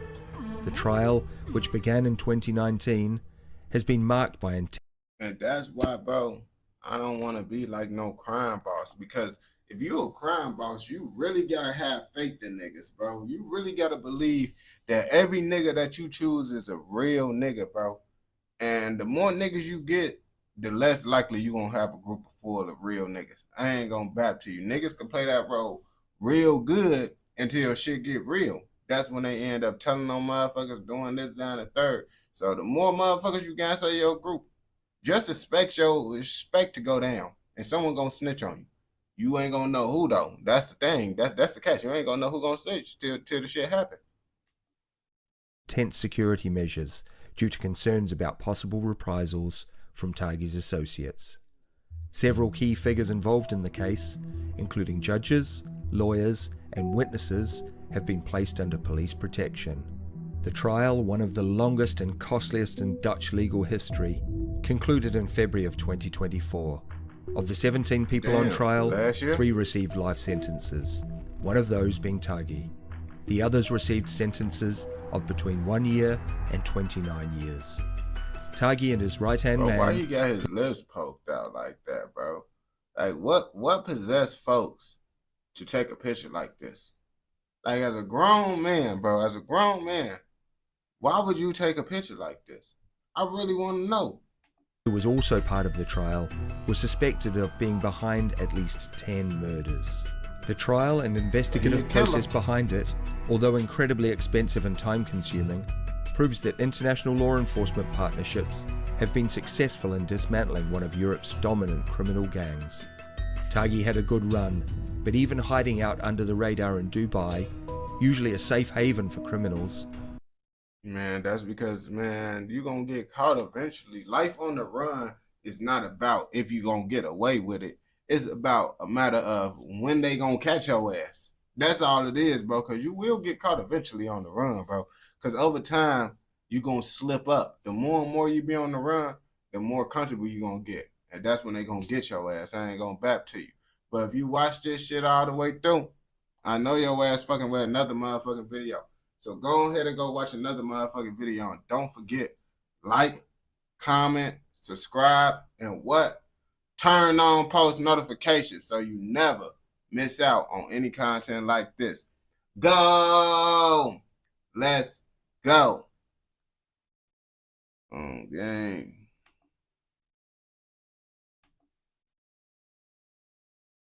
I'll be high. I was just in price code in. Oh, wait.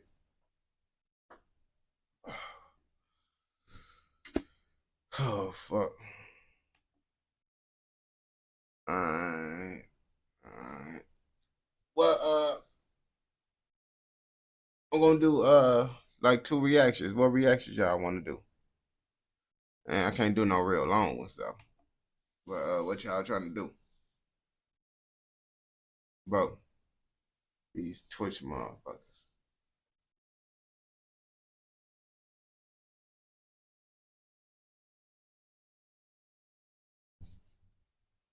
What y'all trying to do?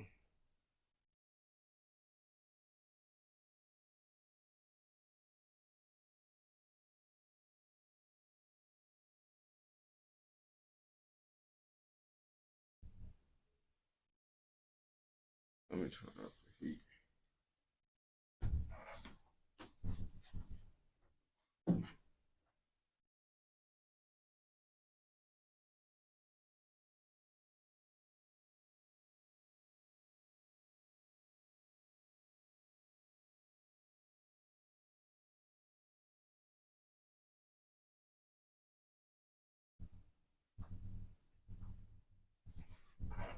No, yeah, if I lose a promise, I'll be straight.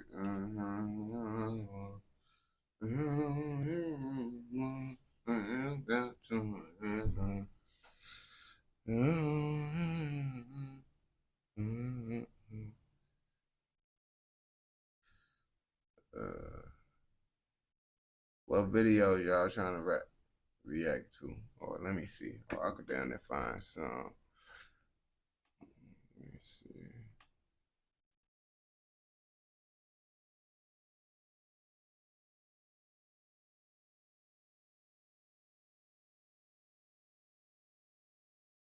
Well, actually, I damn near gonna hop back on at my regular time. I'm back on my regular time.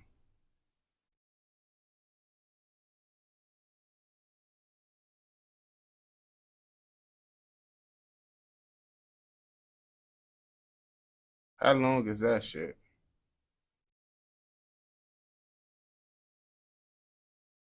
You know what I'm saying? If it's gonna be some longer stuff, I don't do it when I get back because I gotta get me some blunts and shit anyway. Oh, nah, I said I wasn't doing no long shit. I gotta go get me some blunts and shit. That's why I be like, I was just gonna do some quick shit. But I'm really just gonna hop back on. So I can just get my blunts and everything right now. Just get that shit out the way because it's just gonna get colder and colder.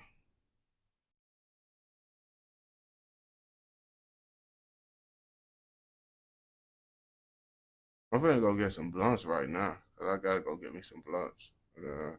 I'm finna edit these videos that I posted. That's that. I ain't doing no TikTok videos today, most likely. I ain't doing that shit. So, yeah. I gotta go get me some blunts and shit. And then I'll then hop back on it. I'm like, shit. Yeah. I'm gonna warm up my car and all that shit anyway.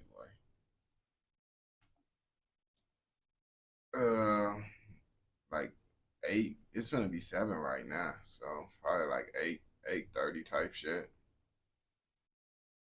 Cause it's gonna be 7 right now.